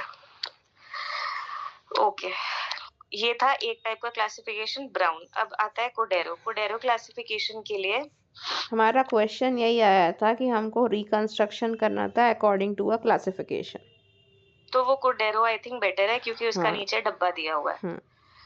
ठीक है, तो कोडेरो याद करने के लिए ये ऊपर ऑर्बिट है, ये नीचे पैलेट है, ये उसका 50% है। ठीक है, तो अगर ऑर्बिट इंटैक्ट है, पैलेट इंटैक्ट है तो वो टाइप 1 है। ठीक है, ऑर्बिट इंटैक्ट है, पैलेट 50% से कम गया है तो वो टाइप 2A है। अगर ऑर्बिट इंटैक्ट है, पैलेट 50% से ज्यादा गया है तो वो टाइप 2B है। ठीक है, पैलेट गया, ऑर्बिट भी गया तो टाइप 3 है। अगर ऑर्बिट भी गया, पैलेट भी गया, साथ में ऑर्बिटल एक्सेंट्रेशन भी है तो वो टाइप 3B है। ठीक है, और अगर पैलेट इंटैक्ट है, ऑर्बिटल एक्सेंट्रेशन हुआ है तो वो टाइप 4 है। ठीक है, तो इसमें वो टर्म्स भी अच्छी दी हैं, टाइप 1 लिमिटेड मैक्सिलेक्टमी, टाइप 2 सबटोटल, हाँ, टाइप 3 टोटल मैक्सिलेक्टमी एंड टाइप 4 ऑर्बिटो मैक्सिलेक्टमी। हाँ, तो 3 और 4 समझाना ना फिर से एक बार वापस। हाँ, एक सेकंड। सो ये पैलेट, ये मैक्सिला, पहले में दोनों इंटैक्ट है, पहले में दोनों इंटैक्ट है, दूसरे में ये 50% से कम गया तो 2A, 50% से डाल 2B। ठीक है, अब ये भी गया हुआ है, ये भी गया, मतलब ऑर्बिट का भी पार्ट गया, ऑर्बिटल प्लेट भी गई और मैक्सिला भी गया, मतलब पैलेट भी गया तो 3A। जब हम टोटल मैक्सिलेक्टमी करते हैं और आई बॉल प्रिजर्व करते हैं तो वो 3A है। 3A है। अगर वो ऑर्बिटल एक्सेंट्रेशन के साथ हो तो वो 3B है।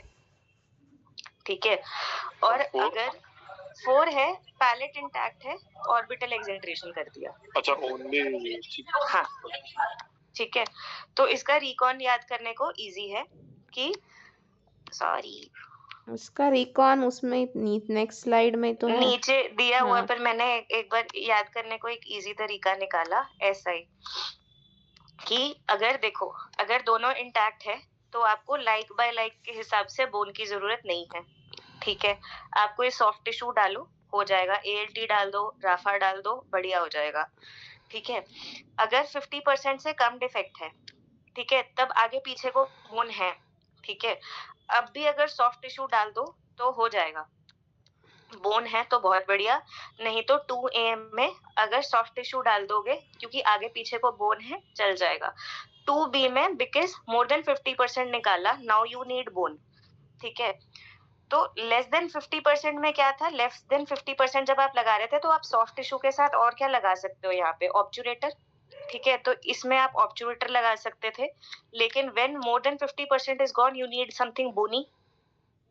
ठीक है, 3 में तो देखो, अब पैलेटल जहाँ पे भी देखो आपने ऑर्बिटल एक्सेंट्रेशन कर दिया, एक बार अगर आपने ऑर्बिटल एक्सेंट्रेशन कर दिया ना, तो ऑर्बिटल एक्सेंट्रेशन कर दिया तो उसके बाद भी आपको सॉफ्ट टिश्यू ही लगाना है। तो टाइप 4 में और 3B में अब आपको सॉफ्ट टिश्यू ही लगाना है।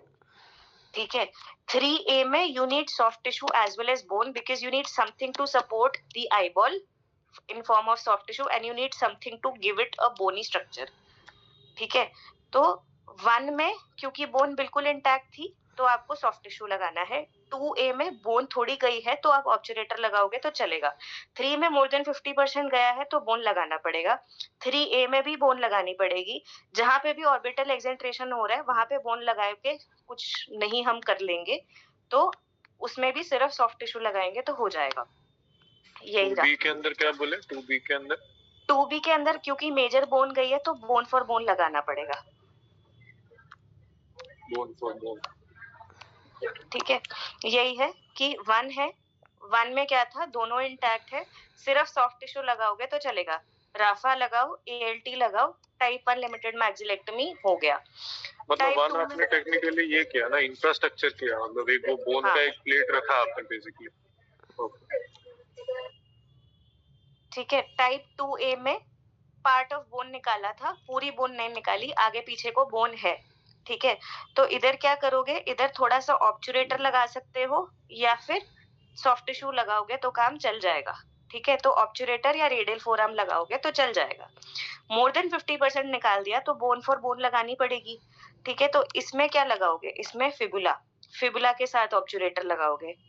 ठीक है, 2B में क्या है, 2B में ऑर्बिट भी ये ऑर्बिटल प्लेट भी गई थी, पैलेट भी गया था। ना ना ना ठीक है, ना 2B वाला मोर देन नहीं 2B नहीं, 50%। 3A बोल रही है वो, 3A बोल 3A रही है। बोल, हाँ सॉरी 3A बोल रही हूँ। 3A बोल, तो 3A बोल।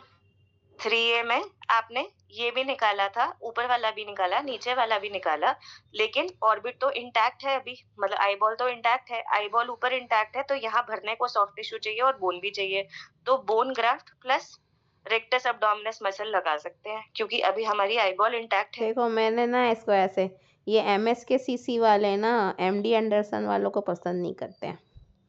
ठीक है, तो तुम देखोगे कि MD एंडरसन के नाम में A आता है ना, तो उन्होंने सब जगह ALT लगाया है। ठीक है, और जो ये MS की CC वाले हैं ना, इनको तो MD एंडरसन वाले पसंद नहीं है, इसलिए ये ALT यूज़ नहीं करते। तो या तो ये रेडियल आर्टरी फोरआर्म फ्लैप लेंगे या फिर रेक्टस एब्डोमिनस मसल फ्लैप लेंगे। ठीक है, क्योंकि MD एंडरसन वाले ALT यूज़ करते हैं ना, इसलिए ये लोग ALT यूज़ नहीं करते। ओके, कर सकते हैं, ये भी कर सकते हैं। ठीक है, 3B में क्या था? ठीक है, तो 3B में आंख निकल गई, 4 में भी आंख निकल गई। ठीक है, तो अब बोन लगाने का फायदा नहीं, अब सॉफ्ट टिश्यू लगाओ इस पूरी जगह को भरने के लिए। प्रभु तो रेक्टस एब्डोमिनस लगाओ या ALT लगा दो। ठीक है, जब आपकी और मतलब ऊपर की आंख इंटैक्ट है तो आपको बोन भी चाहिए और सॉफ्ट टिश्यू भी चाहिए, तो साथ में टाइटेनियम इम्प्लांट, ALT और फिबुला लगाएंगे। ठीक है, लेकिन जब ऊपर का आंख चला गया तो सिर्फ सॉफ्ट टिश्यू लगाओ और खुश रहो। बढ़िया, मज़ा आ गया। ठीक है, ओह चलो,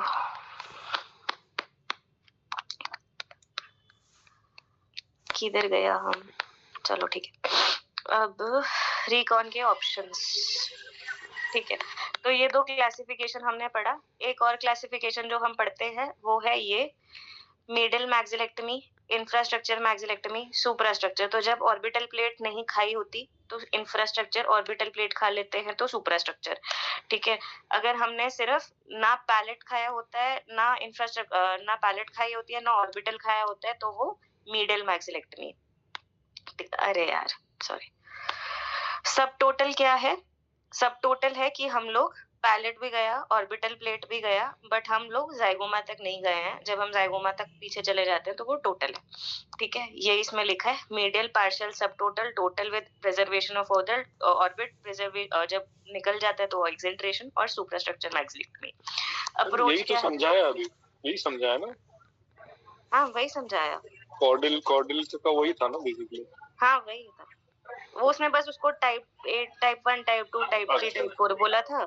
मतलब लिमिटेड, सब टोटल, टोटल और ऑर्बिटो मैक्सिलरी, ये एक अलग क्लासिफिकेशन है। तो हमको 3 क्लासिफिकेशन है, एक ब्राउन, अच्छा, एक ये कॉर्डेरो और एक ये तीसरी, इसका नाम मुझे नहीं पता। ठीक है, अप्रोच क्या है मैक्सिलेक्टमी की? Endoscopic, transoral, lateral rhinotomy, Weber Ferguson, lip split, mid facial degloving. ठीक है, तो ये वेबर फर्ग्यूसन है। इसका अगर ऊपर को जाए एक्सटेंशन तो वो लिंच है। अगर सबसिलियरी मतलब आंख के जस्ट नीचे जाए तो सबसिलियरी है, उससे थोड़ा आंख के नीचे से थोड़ा नीचे जाओ तो इंफ्राऑर्बिटल एक्सटेंशन है। आईब्रो में जाता है तो लिंच है।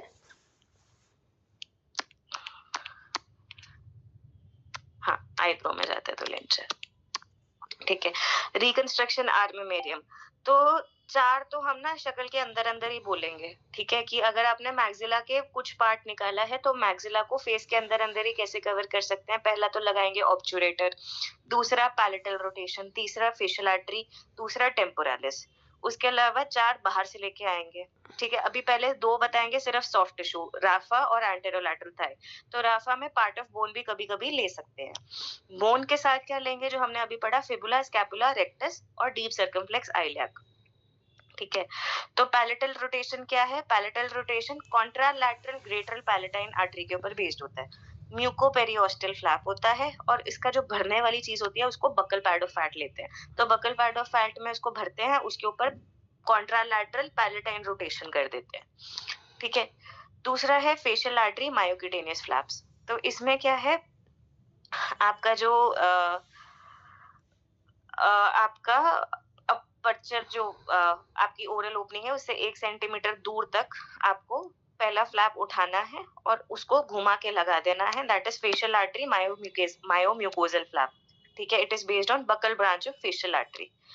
ठीक है, तीसरा है टेम्पोरालिस मसल। ये पेरियोरिकुलर इंसिजन से लेते हैं। It is based on deep temporal vessels from the maxillary artery. तो temporalis muscle is based on deep temporal vessels. ठीक है, चौथा है राफा। तो राफा फेशियोकुटेनियस फ्लैप है, रेडियल आर्टरियल के फेलिक वेन के ऊपर बेस्ड होता है। लेकिन इसके लिए एक चीज जरूरी होती है, एलन्स टेस्ट आपका ठीक आना चाहिए। ठीक है, मतलब कॉन्ट्रालैटरल जब आप रेडियल आर्टरी ले रहे हो तो आपकी अल्नार भी फंक्शनल होनी चाहिए, तभी आप ले सकते हो। अगर आपका सिर्फ रेडियल डिपेंडेंट सप्लाई है तो आप राफा नहीं ले सकते। ठीक है, सो फॉर डोनर कवर आप अल्नार ट्रांसपोजिशन करते हो, तो रेडियल लेके बाकी का जो डिफेक्ट है उसको कवर करने के लिए अल्नार ट्रांसपोजिशन करते हो। फिर एएलटी फ्लैप क्या है? ये भी सॉफ्ट टिश्यू है, तो इसमें भी फेशियोक्यूटेनियस फ्लैप है। इसके जो सप्लाइंग होती है that is perforator from descending circumflex descending branch of lateral circumflex femoral vessels. ये काइमेरिक वास्टस लैटरालिस मसल, नहीं पता मुझे क्या है, सॉरी। ये descending branch of lateral circumflex femoral vessel chimeric से मतलब आती है। 2 ये रहता है ना तुम्हारे सप्लाई, ऐसा ही होता है ना शायद, मुझे याद नहीं तो आ रहा। वासस लैटरालिस जो मसल है उसमें 2 वेसल्स की सप्लाई होती है, पर हमको ये याद रखने से ज़्यादा इम्पोर्टेंट है कि ये किस वेसल पे बेस होता है। बेस्ड है, तो हाँ, descending branch of lateral lateral circumflex circumflex. Femoral vessel. ठीक है, फिबुला फ्लैप क्या है? तो हम बोन वाले अब 2 पढ़ेंगे, क्या क्या? एक फिबुला और एक स्कैपुला। आइलियक क्रेस्ट भी बोन वाला होता है, बट आइलियक हमने क्या पढ़ा कि बहुत भारी होता है। ठीक है, तो फिबुला क्या है? ये ऑस्टियोमायोक्यूटेनियस फ्लैप है। फिबुला के नाम में ही पेरोनियल आता है, तो वो पेरोनियल वेसल्स पे बेस्ड होता है। इसका एक चीज अच्छी होती है कि ये पेरोनियल वेसल्स पे तो बेस्ड है, बट इसकी जो सप्लाई आती है वो पेरियोस्टियल है। तो आप क्या कर सकते हो? इसमें मल्टीपल ऑस्टियोटमीज कर सकते हो। ठीक है, मल्टीपल ऑस्टियोटमीज करके आप फिक्स कर सकते हो अपना फ्लैप। ठीक है, इसकी जो प्लानिंग है आप वो कैड कैम से कर सकते हैं। ठीक है, फिर स्कैपुला फ्लैप क्या है? स्कैपुला फ्लैप की सप्लाई भी काइमेरिक है। इसका जो टिप है उसकी सप्लाई आती है थोरैकोडोर्सल से, आई थिंक। हाँ, सो टिप जो है वो थोरैकोडोर्सल पे बेस्ड होती है। जो इसका लैटरल पार्ट होता है वो सब स्कैपुलर पे बेस्ड होता है। ठीक है, तो lateral is based on subscapular, tip is based on lateral thoracic, sorry. हम lateral border of subscapular से लेते हैं. ठीक है, फिर रेक्टस एब्डोमिनस, ये मस्कुलोक्यूटेनियस है based on deep inferior epigastric, but ये मोस्टली आई थिंक ब्रेस्ट में लेते हैं रेक्टस एब्डोमिनस, उसमें तो कम ही देखा है. तो एमएस के सीसी वाले सब काम उल्टा ही करते हैं. डीप सर्कमफ्लेक्स आइलियाक, ठीक है, ये मायो ऑसियोक्यूटेनियस फ्लैप है. तो बोन वाले हमने मोटा मोटा 3 पढ़ा, एक तो पेरोनियल फिबुला वाला, एक स्कैपुला वाला जो कि काइमेरिक है, ठीक है. तीसरा डीप सर्कमफ्लेक्स आइलियाक वाला, ये भी डीप सर्कमफ्लेक्स आइलियाक वेसल्स पे ही बेस्ड है, ठीक है. अब इसके साथ चिपका हुआ इंटरनल ऑब्लिक मसल भी ले सकते हो, ठीक है. तो हम करना क्या चाहते हैं, लाइक विद लाइक रिप्लेस करना चाहते हैं, एस्थेटिक्स मेंटेन करना चाहते हैं, ठीक है. ये हमने पढ़ लिया, ठीक है.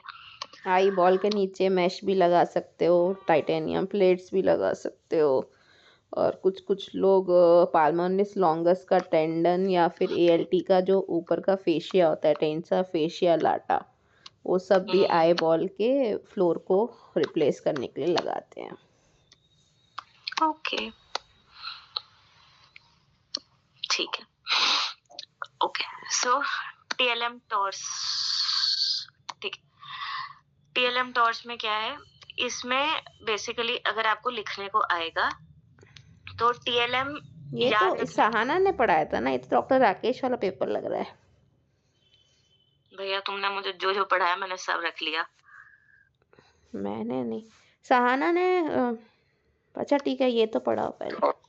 ठीक है, तो याद करने को देखो, टॉर्स जो है ना ये सिर्फ सुप्राग्लॉटिक ट्यूमर्स के लिए है, ठीक है. ग्लॉटिक ट्यूमर्स में टॉर्स काम नहीं करता. टीएलएम जो है ये ग्लॉटिक ट्यूमर्स में काम करता है, ये याद रखना है. टॉर्स ग्लॉटिक ट्यूमर्स के लिए नहीं है, आजकल काम मतलब कर रहे हैं, but TLM mostly for glottic tumours, TORS mostly for supraglottic tumours. TORS क्यों नहीं है ग्लॉटिक ट्यूमर के लिए? उसका अप्रोच अच्छा नहीं आ पाता, इंस्ट्रूमेंट हमारे इतने लंबे नहीं है, वहां तक पहुंचते नहीं है. हाँ, तो इसने ऐसा बोला कि आप ओपन पार्शियल लैरिंजेक्टमी करो, उससे अच्छा टीएलएम कर लो. क्यों? क्योंकि ऑब्वियसली आप टीएलएम करोगे उससे फंक्शनल आउटकम्स और रिहैबिलिटेशन आउटकम्स अच्छे आते हैं, ठीक है. तो उन्होंने बोला पहले टीएलएम पढ़ते हैं. तो मैंने बोला कि टीएलएम जो है, अरे यार सॉरी, ठीक है. तो हमने बोला TLM is for glottic tumors, TORS is for supraglottic tumors, ठीक है. तो कौन से वाले ग्लॉटिक ट्यूमर्स? T1 वाले, ठीक है. तो T1 फोकल फोल्ड कार्सिनोमास जो है उनके लिए मोस्टली यूज किया गया था, ठीक है. कुछ T2 T3 सुप्राग्लॉटिक ट्यूमर्स के लिए भी यूज किया जा सकता है. कॉन्सेप्ट क्या है TLM का? इन्होंने बोला था कि अगर आप रिसेक्शन कर सकते हो नेगेटिव मार्जिन के साथ और नॉर्मल स्ट्रक्चर प्रिजर्व कर सकते हो तो टीएलएम कर लो, ठीक है. इसके लिए कुछ हमें वो चाहिए होती हैं, some things should be necessary, some things should be preserved, ठीक है. व्हाट शुड बी प्रिजर्व्ड, ठीक है. सो फर्स्ट ऑफ ऑल ये रेड में जो लिखा है कि आपको जो है एक क्रिको एरिटेनॉइड जॉइंट पूरा प्रिजर्व करना है, ठीक है. सो एटलीस्ट 1 क्रिकोएरिटेनॉइड जॉइंट, वो एक क्रिकोएरिटेनॉइड यूनिट में क्या क्या आता है, क्रिकोइड आता है, एरिटेनॉइड आता है, वो तो नाम में ही आ रहा है, ठीक है. और उस साइड की रेकरेंट लैरिंजियल नर्व हमें प्रिजर्व करनी है. अगर हम ये कर पा रहे हैं, ठीक है, तो हम फिर भी सोच सकते हैं टीएलएम करने का, ठीक है. अगर क्रिकोइड कार्टिलेज का रिसेक्शन करना पड़ गया, ठीक है, तो वो एक कॉन्ट्राइंडिकेशन है टीएलएम के लिए. क्यों? क्योंकि अगर क्रिकोइड कार्टिलेज को आपने रिसेक्ट किया तो आपको ट्रेकियोटोमी करनी पड़ेगी, उससे लैरेंजल स्टेनोसिस होगा, ठीक है. आप प्रॉपर वो करके नहीं आ पाओगे, आपका जो होल सेंस था वॉइस प्रिजर्वेशन का वो आप नहीं करके आ सकते, ठीक है.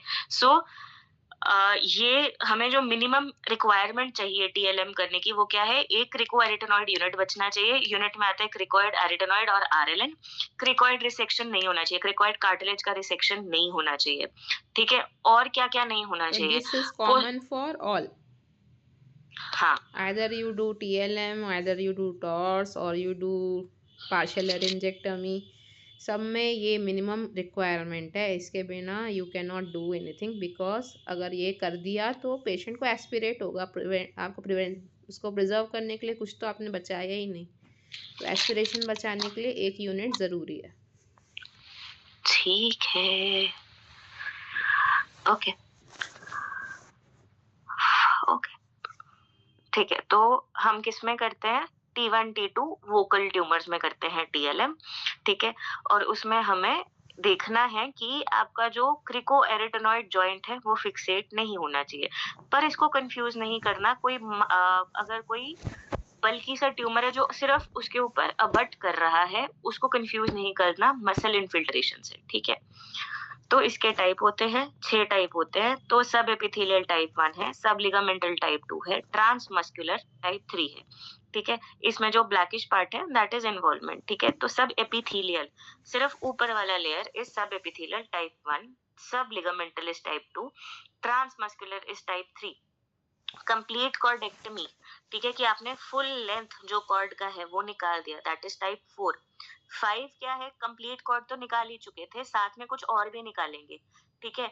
तो अगर कॉन्ट्रालैटरल वोकल फोर्ड तक जा रहे हो, ठीक है, तो वो टाइप 5A है, ठीक है। अगर हम वेंट्रिकल तक जा, एक second sorry, contralateral vocal Ford तक जा रहे हो तो वो टाइप 5A है, एडिटेनॉइड तक जा रहे हो तो 5B है, वेंट्रिकल तक जा रहे हो तो 5C है, और सब ग्लॉटिस तक जा रहे हो तो 5D है, ठीक है। तो सी है सब ग्लॉटिस, D है सब ग्लॉटिस। ये बुक में तो सी लिखा है, जो अपन ने बुक देखा था ना यूरोपियन लैरिंजेक्टमी, इसमें सी सब ग्लॉटिस है और the ventricle and false vocal cord है। एक बार कोई देख लो जरा ना इंटरनेट पे। चलो कोई नहीं, इतना डिटेल में कोई नहीं पढ़ेगा सी और डी का गलती। ठीक। 6 वाला है एंटीरियर कमिशर की, आपने एंटीरियर कमिशर ही अगर निकाल दिया तो वो टाइप 6 है, ठीक है। ये हुआ TLM, ठीक है। फिर इसके बाद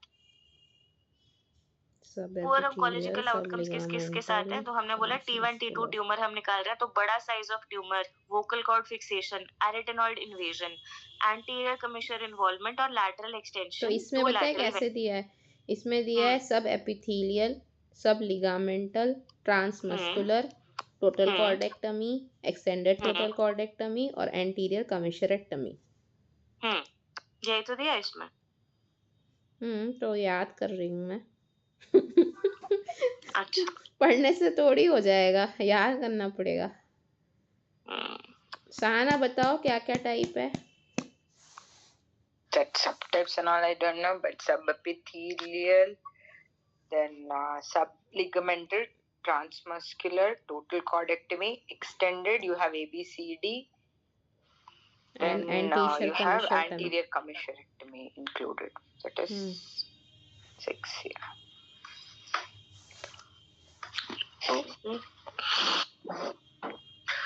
ठीक है। तो उन्होंने देखा कि TLM करने से ऑन्कोलॉजिकल आउटकम्स या तो बराबर है या ज्यादा अच्छे हैं। DFS, लोकल, ओवरऑल कंट्रोल सब जो है बेटर है as compare to doing a partial surgery या फिर रेडियोथेरेपी, ठीक है। तो हम T1 T2 या TIS लैरेंजियल कैंसर में TLM करके आ सकते हैं, ठीक है। दूसरी एक और चीज अच्छी जो उन्होंने देखी कि अगर फॉर एग्जाम्पल आपने किसी का TLM किया है, ठीक है, उसको रेकरेंस आता है, तो अब आप एज रेकरेंस, ठीक है, उसको अब आप रेडियोथेरेपी दे सकते हो as a second line approach. तो not using radiotherapy as a first line approach and doing TLM as a first line approach, एक तो आप ऑर्गन प्रिजर्व कर रहे हो बिना रेडियोथेरेपी दिए, उसका ऑन्कोलॉजिकल बेनिफिट उतना ही आ रहा है जितना रेडियोथेरेपी के साथ आ रहा था, इनफैक्ट बेटर आ रहा है। तीसरा, अगर रेकरेंस आता है तो अब आप रेडियोथेरेपी यूज कर सकते हो क्योंकि आपने पहली बार में नहीं की थी, सर्जरी काइंड ऑफ यूज की है, लेकिन आपने ऑर्गन भी प्रिजर्व कर लिया, तो ये फाइन बैलेंस सा है, ठीक है ना। बैरियर्स क्या क्या है कि इसमें देखो एक ही बंदा देख पाता है, ठीक है, तो जो बंदा देख पा रहा है वही बंदा कर पाएगा, ठीक है। तो लर्निंग कर्व जो है वो बेहतर रहेगा सिर्फ उस बंदे के लिए जो कर रहा है, ठीक है, सो इसमें उस हिसाब से लर्निंग कर्व इतना अच्छा नहीं है। एक्सपोजर ऑफ लैरिंक्स कई बार कुछ मनूवर्स करके आएगा, जैसे कि काउंटर प्रेशर देके, टोटल वेस्टिबुलेक्टमी करके, ये सब करना पड़ सकता है। एंटीरियर कमिशर अगर इन्वॉल्व हो गया तो ये हमने पढ़ा था, anterior commissure involvement comes with bad prognosis. ठीक है, तो anterior commissure involvement contributing factor है रेकरेंस का। लोअर कंट्रोल का लैरिंक्स प्रिजर्वेशन रेट भी हो सकता है आप ना करके आओ, तो इसीलिए अगर लेकिन ये चीज है कि अगर आपने एंटीरियर कमिशर इन्वॉल्वमेंट है तो एंटीरियर कमिशर इन्वॉल्वमेंट रेकरेंस के साथ आएगा, लेकिन ओवरऑल सर्वाइवल पे कोई फर्क नहीं पड़ेगा। ठीक है, तो उन्होंने देखा कि ओवरऑल सर्वाइवल जो है, अगर वो अर्ली लैरिंजियल कैंसर है, एंटीरियर कमिशर इन्वॉल्व है, ठीक है, रेकरेंस हो सकता है हो जाए, ओवरऑल सर्वाइवल सेम रहेगा। ठीक है, उसके अलावा एक्सटेंशन कितना कहाँ फैला हुआ है, सबग्लॉटिक एक्सटेंशन है, प्री एपिग्लॉटिक स्पेस में एक्सटेंशन है, तो ये सब पुअर प्रोग्नोस्टिक फैक्टर्स है। रिसेक्शन मार्जिन्स, राहुल था। ठीक है, सो रिसेक्शन मार्जिन्स क्या है, तो इसमें उन्होंने देखा कि अगर 2 आपको mm सस्पेक्टेड लेते हैं ना, पॉजिटिव 2 मार्जिन्स, mm ही सफिशिएंट है क्या? इन्होंने ऐसा दिया तो नहीं हुआ, but I think 2 mm was sufficient. Torch में तो 2 mm ही था जहाँ तक।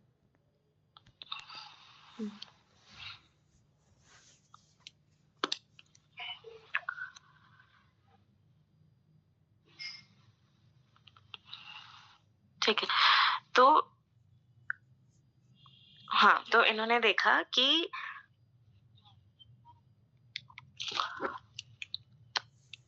ठीक है, तो इन्होंने देखा कि अगर आपको किसी का लग रहा है कि सस्पेक्टिव पॉजिटिव मार्जिन्स हैं, ठीक है, तो इन्होंने क्या किया, 3 चीजें करके देखी कि आपने जो है या तो टीएलएम किया या रेडियोथेरेपी की। ठीक है, दूसरा इन्होंने क्या किया कि टीएलएम करने के बाद 6 से 8 हफ्ते के बाद देखा कि भैया री इंटरवेंशन करने की जरूरत पड़ सकती है या नहीं कर सकती। तीसरा इन्होंने ऐसा किया कि भैया टीएलएम करा छोड़ दिया, उसके बाद अगर उसके कुछ बोलने में problem I which is suggestive of recurrence, ठीक है, तो उन्होंने उसको जो है फिर वर्कअप किया। ठीक है, तो इन्होंने देखा कि मार्जिन स्टेटस से ना बहुत ज्यादा ओवरऑल सर्वाइवल पे वो आ नहीं रहा था, नेगेटिव कॉन्सिक्वेंस आ नहीं रहा था, क्योंकि उन्होंने उसको इन 3 हिस्सों में बांटा। ठीक है, कि एकदम से आपने जो है दोबारा जाके देखा, 6 से 8 हफ्ते के बाद जाके देखा, या फिर जब कोई सिम्टम आया तब जाके देखा, तो उन्होंने देखा कि मार्जिन स्टेटस कुछ बहुत ज्यादा इफेक्ट कर नहीं रहा था। ठीक है, सो ठीक है, so they saw that 5-year overall survival was similar between all the groups. ठीक है, फिर ये भी उन्होंने देखा कि अगर आप छोटे लेवल की छोटी कॉर्डेक्टोमी करोगे टाइप 1 to 3 वाली, तो आपकी वॉइस क्वालिटी ज्यादा अच्छी रहेगी। 4 से 6 वाली ज्यादा ही थोड़ी धुरंधरी होती है, तो स्पीच क्वालिटी भी उतनी ही खराब जाती है। ठीक है, लेकिन 6 से 12 महीने के अंदर अंदर नॉर्मल आ जाती है। ठीक है, टॉर्च किस में करते थे, टॉर्च करते थे लैरिंग्स में नहीं करते, मतलब ग्लॉटिक में नहीं करते, ऊपर करते हैं। ठीक है, तो टॉर्च जो है वही इंडिकेशन सेम है, T1 T2 ट्यूमर्स के लिए करते थे, लेकिन टीएलएम करते हैं ग्लॉटिक के लिए, टॉर्च करते हैं सुप्राग्लॉटिक के लिए। ठीक है, सो सुप्राग्लॉटिक एंड ओरोफैरिंजियल रीजन्स के लिए T1 T2 के लिए हम करते हैं टॉर्च। ठीक है, टॉर्च सुप्राग्लॉटिक लैरिंजेक्टमी, इसका ऑन्कोलॉजिकल आउटकम ओपन प्रोसीजर के बराबर है। ठीक है, कुछ T3 में भी अब अटेम्प्ट करने लगे हैं। Adequate post operative functional outcomes होते हैं, तो उन्होंने बोला कुछ चीजें जो कॉम्प्लिकेशन हो सकती हैं वो है हेमरेजेस, एस्पिरेशंस, न्यूमोनिया, ये सब हो सकता है, लेकिन अर्ली ग्लॉटिक में आप लैरिंजेक्टमी नहीं करते हो, क्योंकि वही आपके जो इंस्ट्रूमेंट की वो है। पहली चीज तो उन्होंने बोला robotic arms did not allow adequate resection. दूसरी चीज उन्होंने ये बोला कि अगर किसी का बेस ऑफ टंग हाइपरट्रोफी है, ठीक है, तो आप देख भी नहीं पाओगे। दूसरी चीज, अगर आप देख पा रहे हो तो रोबोटिक आर्म्स इतनी फ्लेक्सिबल नहीं है कि आप यार एक सेकंड मुझे होल्ड करना, हाँ लेशन लिखनी है कि पहले बिल रॉथ ने दिया था, फिर वॉरेन गेट्स ने उसको वो किया, रिफाइन किया। ठीक है, फिर हम पढ़ेंगे सेकंड प्राइमरी ट्यूमर्स में 2 चीजें, एक सर्जरी, दूसरा जिनको हम ऑपरेट या सैल्वेज नहीं कर पाते उनके लिए कीमो या फिर इम्यूनोथेरेपी। ये हम पढ़ेंगे अवनीत एट ऑल से, जो अभी तक पब्लिश नहीं हुई है, सॉरी।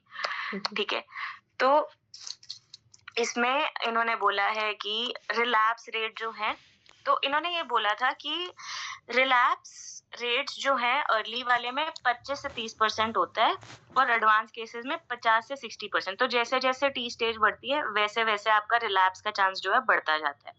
ये चैलेंज क्यों है? क्योंकि पहले ही इन ट्यूमर्स में कोई ओरल कैविटी ट्यूमर है, उसको बहुत बार रिसेक्शन हुआ होगा, रेडिएशन लगा हुआ, सीटीआरटी भी लगा हो सकता है, ठीक है।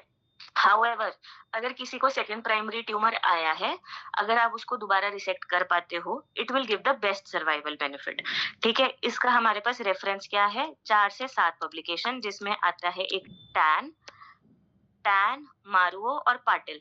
ये वी नोरोन्हा, पाटिल, इन दोनों का पेपर, टैन और मारुओ, इन तीनों ने बोला था कि अगर सेकंड प्राइमरी ट्यूमर में आप रिसेक्ट कर पा रहे हो with negative margins, so you can get the best possible survival for a second primary tumour, ठीक है। सो अब ये लोग ये भी बोलते हैं कि आप डिफरेंशिएट नहीं कर पाते हो मोस्ट ऑफ द टाइम्स कि क्या रेकरेंट ट्यूमर्स हैं और क्या सेकंड प्राइमरी हैं, just on the basis of timelines, ठीक है। लेकिन आपको इन दोनों को डिफरेंशिएट करना क्यों जरूरी है? मैनेजमेंट के लिए नहीं, क्योंकि रेकरेंस हो या फिर सेकंड प्राइमरी हो, मैनेज आप उनको सेम लाइंस पे ही करोगे, बट फॉर प्रोग्नोस्टिकेशन, ठीक है। So anything that has is a recurrence. So there are 3 things. There is a tumor which has never been completely resected. One is a tumor that has recurred. One is a tumor that is a second primary. So prognostication wise जो tumor आपने छोड़ दिया है वो worse होगा, जो relapse किया है वो कम वर्स होगा, जो ट्यूमर सेकंड प्राइमरी आया है वो सबसे कम वर्स होगा, ठीक है। So for prognostication wise you should be differentiating a recurrence from a second primary, but otherwise both of them are managed in a similar way, ठीक है। द ट्रीटमेंट माइट और माइट नॉट चेंज, ठीक है। Differentiate क्या करेगा कि भैया आपको सेकंड प्राइमरी ट्यूमर को ट्रीट कैसे करना है, वो कैसे कैसे पता चलेगा? पहली बात तो ट्यूमर लोकेशन क्या है, ट्यूमर का स्टेज क्या है, परफॉर्मेंस स्टेटस क्या है, पेशेंट को पहले कोमॉर्बिडिटीज कितनी है और रेडिएशन दिया है या नहीं दिया है, ठीक है। तो उन्होंने क्या बोला? पहली चीज पढ़ेंगे सर्जरी, ठीक है। तो सर्जरी जो है, सैल्वेज सर्जरी अगर आप करते हो तो सैल्वेज सर्जरी ये जो टर्म है ये किसके लिए यूज होती है? इन पेशेंट्स के लिए कि पहला तो जिसमें आपने देखा कि आपने एक नॉन सर्जिकल ट्रीटमेंट दिया था जिसमें रिस्पॉन्स अच्छा नहीं हुआ, जिनको डिलेड नेक मेटास्टेसिस आ गए, मतलब पहले नॉन सर्जिकल देके बाद में डिलेड मेटास्टेसिस आए, या फिर जिसका लोकल रेकरेंस हुआ, उस तीनों को अगर आप सर्जिकली मैनेज कर रहे हो उसको सैल्वेज सर्जरी बोलते हैं, ठीक है। अभी भी रेकरेंस के बाद अगर आप दोबारा ऑपरेट करते हो उसका जो 5 ईयर सर्वाइवल है वो 30 to 50% ही रहता है, लेकिन however then again if you can resect it gives the best surgical, salvage is the best chance for survival. ये किसने बोला? टैन ने और पाटिल ने, ठीक है। फिर इन्होंने देखा कि कुछ चीजें जो डिटरमाइन करती हैं आपके प्रोग्नोसिस को, तो ये बोला था बॉर्सेटो ने कि अगर आपका इनिशियल जो स्टेज था प्रेजेंटेशन का, जिसको आपने सबसे पहले रिसेक्ट किया था, if it was an advance stage at presentation, he will have a higher chance of recurrence than those who have an early stage. So if you operated a T1 or a T2 disease versus somebody whom you treated a T4 disease, he will have a higher chance of recurrence, ठीक है। Also पहले 2 साल में recurrence या second primary आने का chances ज्यादा है as compare to somebody who did not recur in the first 2 years। इसका एक रिस्क स्ट्रैटिफिकेशन सिस्टम भी है। तो इसका एक रिस्क स्ट्रैटिफिकेशन जो आया था वो दिया था यू एट ऑल ने। उसने ना 3 चीजें ली थी, ठीक है। उसने लिया था TNM of the recurrent tumour, weight loss और डीप मसल इन्वेजन, ठीक है। इसके बेस पे उसने बोला कि अगर किसी का रेकरेंट ट्यूमर बहुत ज्यादा स्टेज का है, उसको बहुत ज्यादा वेट लॉस है या उसका डीप मसल इन्वेजन है, तो he will this tumour will do worse than somebody who is an early tumor, ठीक है। सो फिर एचपीवी ट्यूमर पॉजिटिविटी, पेशेंट की एज, पेशेंट की fitness, PNI, time between initial surgery and salvage surgery, इन सब के बीच में जो है वो all these are the defining factors, ठीक है। अगर यंग एज पेशेंट की होगी, he will be better, he will have better survival, ठीक है। दूसरी चीज उन्होंने ये भी बोली कि पोस्ट ऑप कॉम्प्लिकेशंस जो है ये भी ज्यादा होंगे, क्योंकि पेशेंट पहले से ऑपरेट, जो पेशेंट हो चुका है उसका हो सकता है पहले की सर्जरी की वजह से अब जो है ऑलरेडी रेडिएशन की वजह से जो रेडिएशन बेड है और सर्जिकल बेड है वो खराब हो चुका होगा, तो now his chances of developing complications are much more as compare to somebody who was operated in the first go. ठीक है, फिर री रेडिएशन का जो है ना, री radiation in second primary tumours जो है उसके लिए एक इंडेक्स होता है, उसको कहते हैं, मेरी कोलैबोरेशन की वजह से इंडेक्स आया है कि जो पेशेंट को जैसे किसी को अगर रेडिएशन लगा है उसको दोबारा रेडिएशन लगाने के लिए अगर 2 रेडिएशन कोर्सेज के बीच में 2 साल का डिफरेंस है और पहली बार ट्यूमर ढंग से रिसेक्ट हुआ था तो वो आरपीए मेरी क्लासिफिकेशन के हिसाब से टाइप 1 में आता है। ठीक है, जिसको 2 साल से कम का था, ठीक है, और पेशेंट को आपने ठीक से रिसेक्ट किया था तो वो टाइप 2 में आता है, और जिसमें इंटरवल भी लेस देन 2 इयर्स है और ऑर्गन डिसफंक्शन भी है, ठीक है, तो वो टाइप 3 में आता है। तो टाइप 3 वाला सबसे खराब होगा। ठीक है, ये था सर्जिकल वाले की क्या क्या चीजें जो है आउटकम्स आपके सर्जिकल सेकंड प्राइमरी ट्यूमर्स में इफेक्ट कर सकते हैं। ठीक है, फिर इसके बाद आप पढ़ोगे वो वाला इम्यूनो वाला, जिनको आप सर्जिकली ऑपरेट नहीं कर सकते हो। तो जिनको आप सर्जिकली ऑपरेट नहीं कर सकते हो उसमें फिर वही आप यही बोलोगे प्रोग्नोस्टिक फैक्टर्स क्या है कि पेशेंट का परफॉर्मेंस स्टेटस, एचपीवी स्टेटस, पहले कीमोथेरेपी को रिस्पॉन्स कैसा था, time since completion of definitive CTRT की आपने ट्रीटमेंट दिया उसके 6 महीने के अंदर अंदर अगर ट्यूमर आ गया that is a bad tumour. PDL1 expression, this is very important, that somebody who has a more PDL1 expression and he is not resectable, so you have better options to give as a salvage chemotherapy rather than somebody who does not have। ठीक है, तो poor prognosis वही हमने बोला था ना कि एक जो क्लासिफिकेशन सिस्टम आया था उसमें पेशेंट का weight loss, poor performance status, radiation therapy, active smoking, significant comorbidities, all this comes with a poor prognosis. ठीक है, फिर इसमें बोला कि पहले हम वो पेशेंट्स पढ़ेंगे जिनको आप ठीक है, सो हम जो पेशेंट्स जो रेकरेंट डिजीज या सेकंड प्राइमरी के साथ आए हैं, the ones which we can not operate, ठीक है, उनमें आप क्या कर सकते हो, you can further stratify them in 2 parts.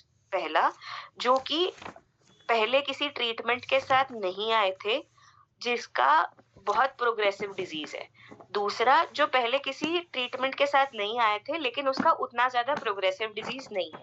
ठीक है, सो अगर को पहले किसी कीमोथेरेपी के साथ उसने नहीं लिया है पेशेंट ने, he is just come with a second primary tumour, you are not able to resect that patient. ठीक है, तो now if he has a rapidly progressive disease तो अब आप उसको बिना कुछ CPS स्कोरिंग ये सब देखे बिना pembrolizumab plus platinum plus 5FU दे दो। ठीक है, because he has a rapidly progressive disease, don't see his CPS, just give them his 3 things, pembrolizumab, platinum, 5FU. ठीक है, now somebody who is not having a rapidly progressive disease, has not had any kind of progression या फिर पहले कोई chemotherapy नहीं दी है, तो अब आप उसका CPS स्कोर देखो। ठीक है, क्यों? क्योंकि अब उसका इतना ज्यादा एडवांस डिजीज नहीं है, ठीक है, कि आपको जल्दी जल्दी 3 ड्रग्स देने की जरूरत नहीं है, you can calmly see the CPS score. If his CPS score is more than 20, you can just give them 1 drug. ठीक है, that is pembrolizumab. If the CPS score is more than 1 but less than 20, you cannot rely 100% on pembrolizumab. You have to add something to that. That is, you can give pembrolizumab, उसके साथ में या तो platinum दे दो या 5FU दे दो, depending on उसका performance status कैसा है। ठीक है, so this is somebody who's not had prior chemotherapy of any types, उसके बाद आपने उसको रिस्ट्रैटिफाई किया बेस्ड ऑन रैपिडली प्रोग्रेसिव है या कम प्रोग्रेसिव है। रैपिडली प्रोग्रेसिव है तो कोई CPS वीपीएस करवाने की जरूरत नहीं है, पेम्ब्रो दो साथ में कीमो दो। अगर रैपिडली प्रोग्रेसिव नहीं है तो CPS स्कोर देखो, CPS स्कोर 20 है तो मोनोथेरेपी दो, CPS स्कोर 1 to 20 है तो monotherapy with some kind of chemotherapy दो। ठीक है, तो इन्होंने ऐसा देखा। अच्छा, अगर आपके पास CPS स्कोर अनअवेलेबल है, ठीक है, तो यूजुअली आप CPS स्कोर अनअवेलेबिलिटी में वही पेम्ब्रो के साथ कोई एक कीमोथेरेपी दे दो। ठीक है, तो ये US FDA अप्रूव्ड है कि आप पेम्ब्रो के साथ सिस्प्लैटिन या 5FU दे सकते हो for somebody who has a CPS score of 1। ठीक है,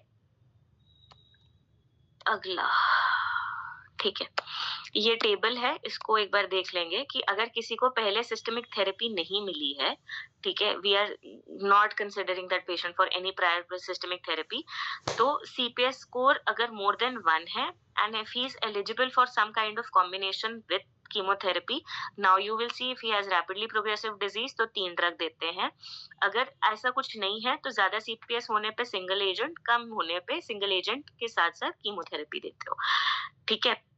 However, अगर उसका लेट्स से अगर रेकरेंट डिजीज है, ठीक है, एंड पहले उसको कोई ना कोई कीमोथेरेपी मिली हुई है, ठीक है, लेट्स से अगर वो जल्दी आ गई, डिजीज वापस जल्दी आ गई, it came with in 6 months, ठीक है, तो अब आपके पास ऑप्शन में क्या रह जाता है, इफ ही इज प्रोग्रेसिव और recurrent disease is with in 6 months of chemotherapy and he is received previous systemic chemotherapy also, तो अब आपके पास ऑप्शन क्या रह जाते हैं, पेम्ब्रोलिजुमैब या निवोलुमैब ले जाता है। अगर ऐसा नहीं है, उसको प्रोग्रेसिव या फिर जल्दी जल्दी डिजीज नहीं पड़ रहा, तो then again now you have time, now you can check the PDL1 status and work accordingly कि CPS स्कोर कैसा है। उस CPS स्कोर के हिसाब से अगर CPS स्कोर मोर देन 1 है, रैपिडली प्रोग्रेसिव नहीं है, तो सिंगल एजेंट देंगे, ठीक है ना। फिर somebody who has had पहले कीमोथेरेपी, आई डोंट नो इतना डिटेल में हमें पढ़ना है या नहीं, जरूरत है?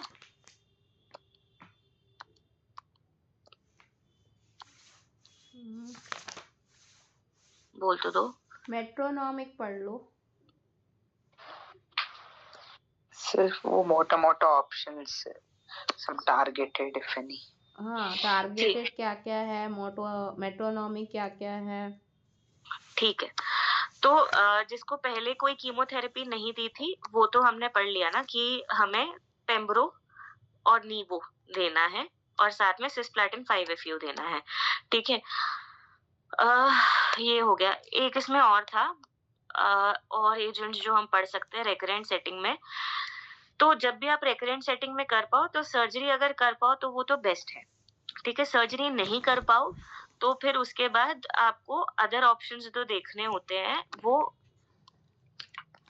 अगर जैसे फॉर एग्जांपल हमने पढ़ा जिसको पहले कोई कीमोथेरेपी नहीं थी, वो पहले हमने पढ़ लिया कि बेस्ड ऑन कि अगर जल्दी जल्दी प्रोग्रेस कर रहा है डिजीज या नहीं प्रोग्रेस कर रहा है, ठीक है। तो अगर किसी को पहले कीमोथेरेपी मिली हुई है, ठीक है, प्लैटिनम बेस्ड कीमोथेरेपी मिली हुई है विद और विदाउट सेटुक्सीमैब, ठीक है, तो अब आप उसको अगेन पेम्ब्रोलिजुमैब या निवोलुमैब दे सकते हो, ठीक है, बेस्ड ऑन PDL1 स्टेटस।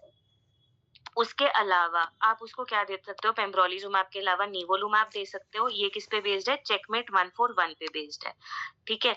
अगर कोई पेशेंट पेम्ब्रोलिजुमैब या निवोलुमैब नहीं ले पाता है, ठीक है, now if you have to give them single agent chemotherapy for somebody who's already have had some kind of chemotherapy, you can give them again some kind of single agent chemotherapy like taxane, platinums या फिर 5-FU, methotrexate, ये सब आप दे चुके हो जो भी उसको पहले प्रायर नहीं मिला है वो, ठीक है।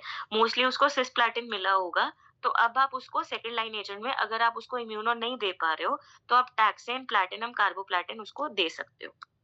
उसके अलावा मेट्रोनॉमिक कीमोथेरेपी दे सकते हो, ठीक है। उसके अलावा कुछ इन्वेस्टिगेशनल एजेंट जैसे कि पैल्बोसाइक्लिब, टायरोसिन काइनेज इनहिबिटर्स, ये सब दे सकते हैं, ठीक है।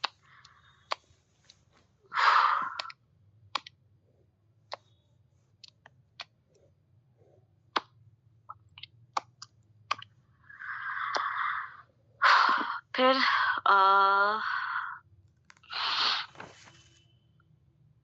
एक बार ये पढ़ लेते हैं हम, लैरेंजल प्रेजर्वेशन। 6 बज गया, ठीक है, तो लैरेंजल प्रेजर्वेशन में 6 बज गया, 4 मिनट में पढ़ा दूंगी फटाफट ये 4 ट्रायल, पक्का। ठीक है, लैरेंजल प्रेजर्वेशन के 4 ट्रायल हैं, VA, RTOG, EORTC और गॉटिक, ठीक है, और साथ में ट्रेम्पलिन, ठीक है। तो इसको याद करने का एक तरीका है, देखो VA क्या है, VA is voice and above, ठीक है। तो VA माने वॉइस से क्या, वॉइस किससे प्रोड्यूस होता है, वोकल कॉर्ड से, तो वोकल कॉर्ड और उसके ऊपर के ट्यूमर्स, सो ग्लॉटिक एंड सुप्राग्लॉटिक ट्यूमर्स, ठीक है। सो सब में ना ये VA जो है इसने क्या किया था, सबका बेसिस इसने दिया है, तो इसने क्या किया, he gave induction chemotherapy 2 drugs. Further on the basis of induction chemotherapy, अगर अच्छा रिस्पॉन्स आया तो 3 साइकिल और induction chemo followed by radiation, नहीं आया, एटलीस्ट पार्शियल रिस्पॉन्स नहीं आया, तो surgery plus post op radiotherapy.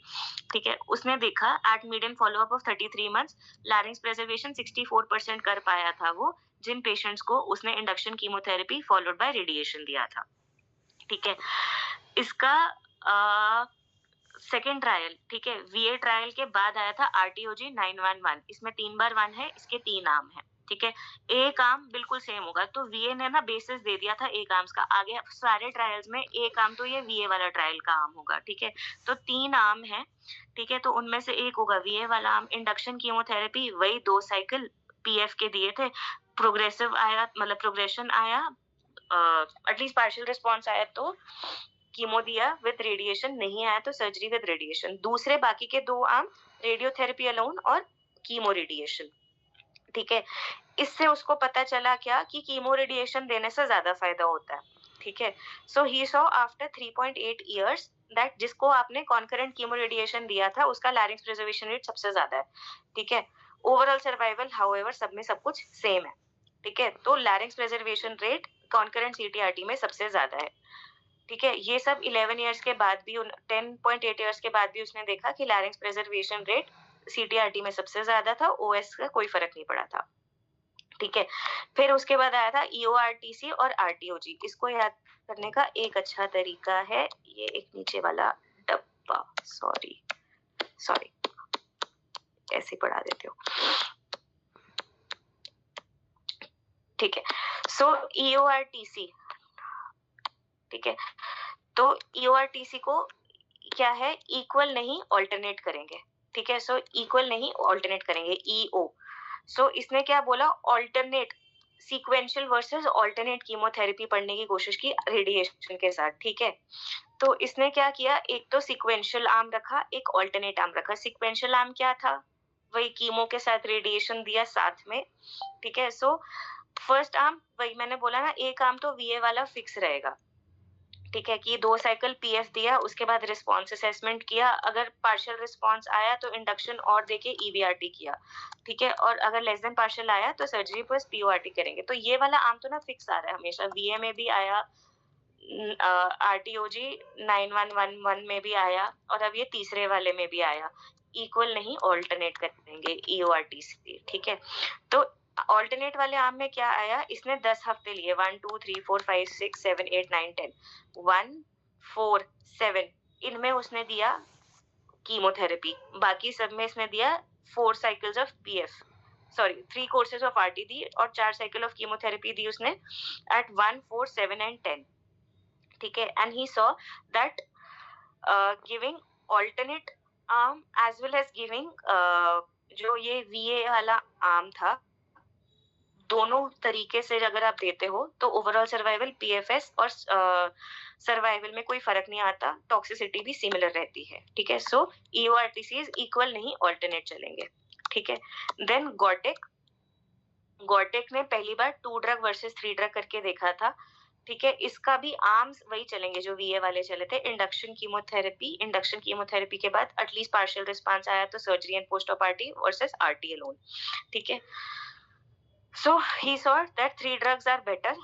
ठीक है, so इसने भी यही बोला कि induction chemotherapy overall response rate was 80% in the TPF group, PF group में इट वाज 20.8, इट वाज 59%. ठीक है, तो ये जो P वैल्यू थी वो सिग्निफिकेंट थी. तो गॉर्टेक ने क्या बोला, Sorry, Avneet, I think that session started. It might be useful for you also. It's only 20 minutes, I think. Okay.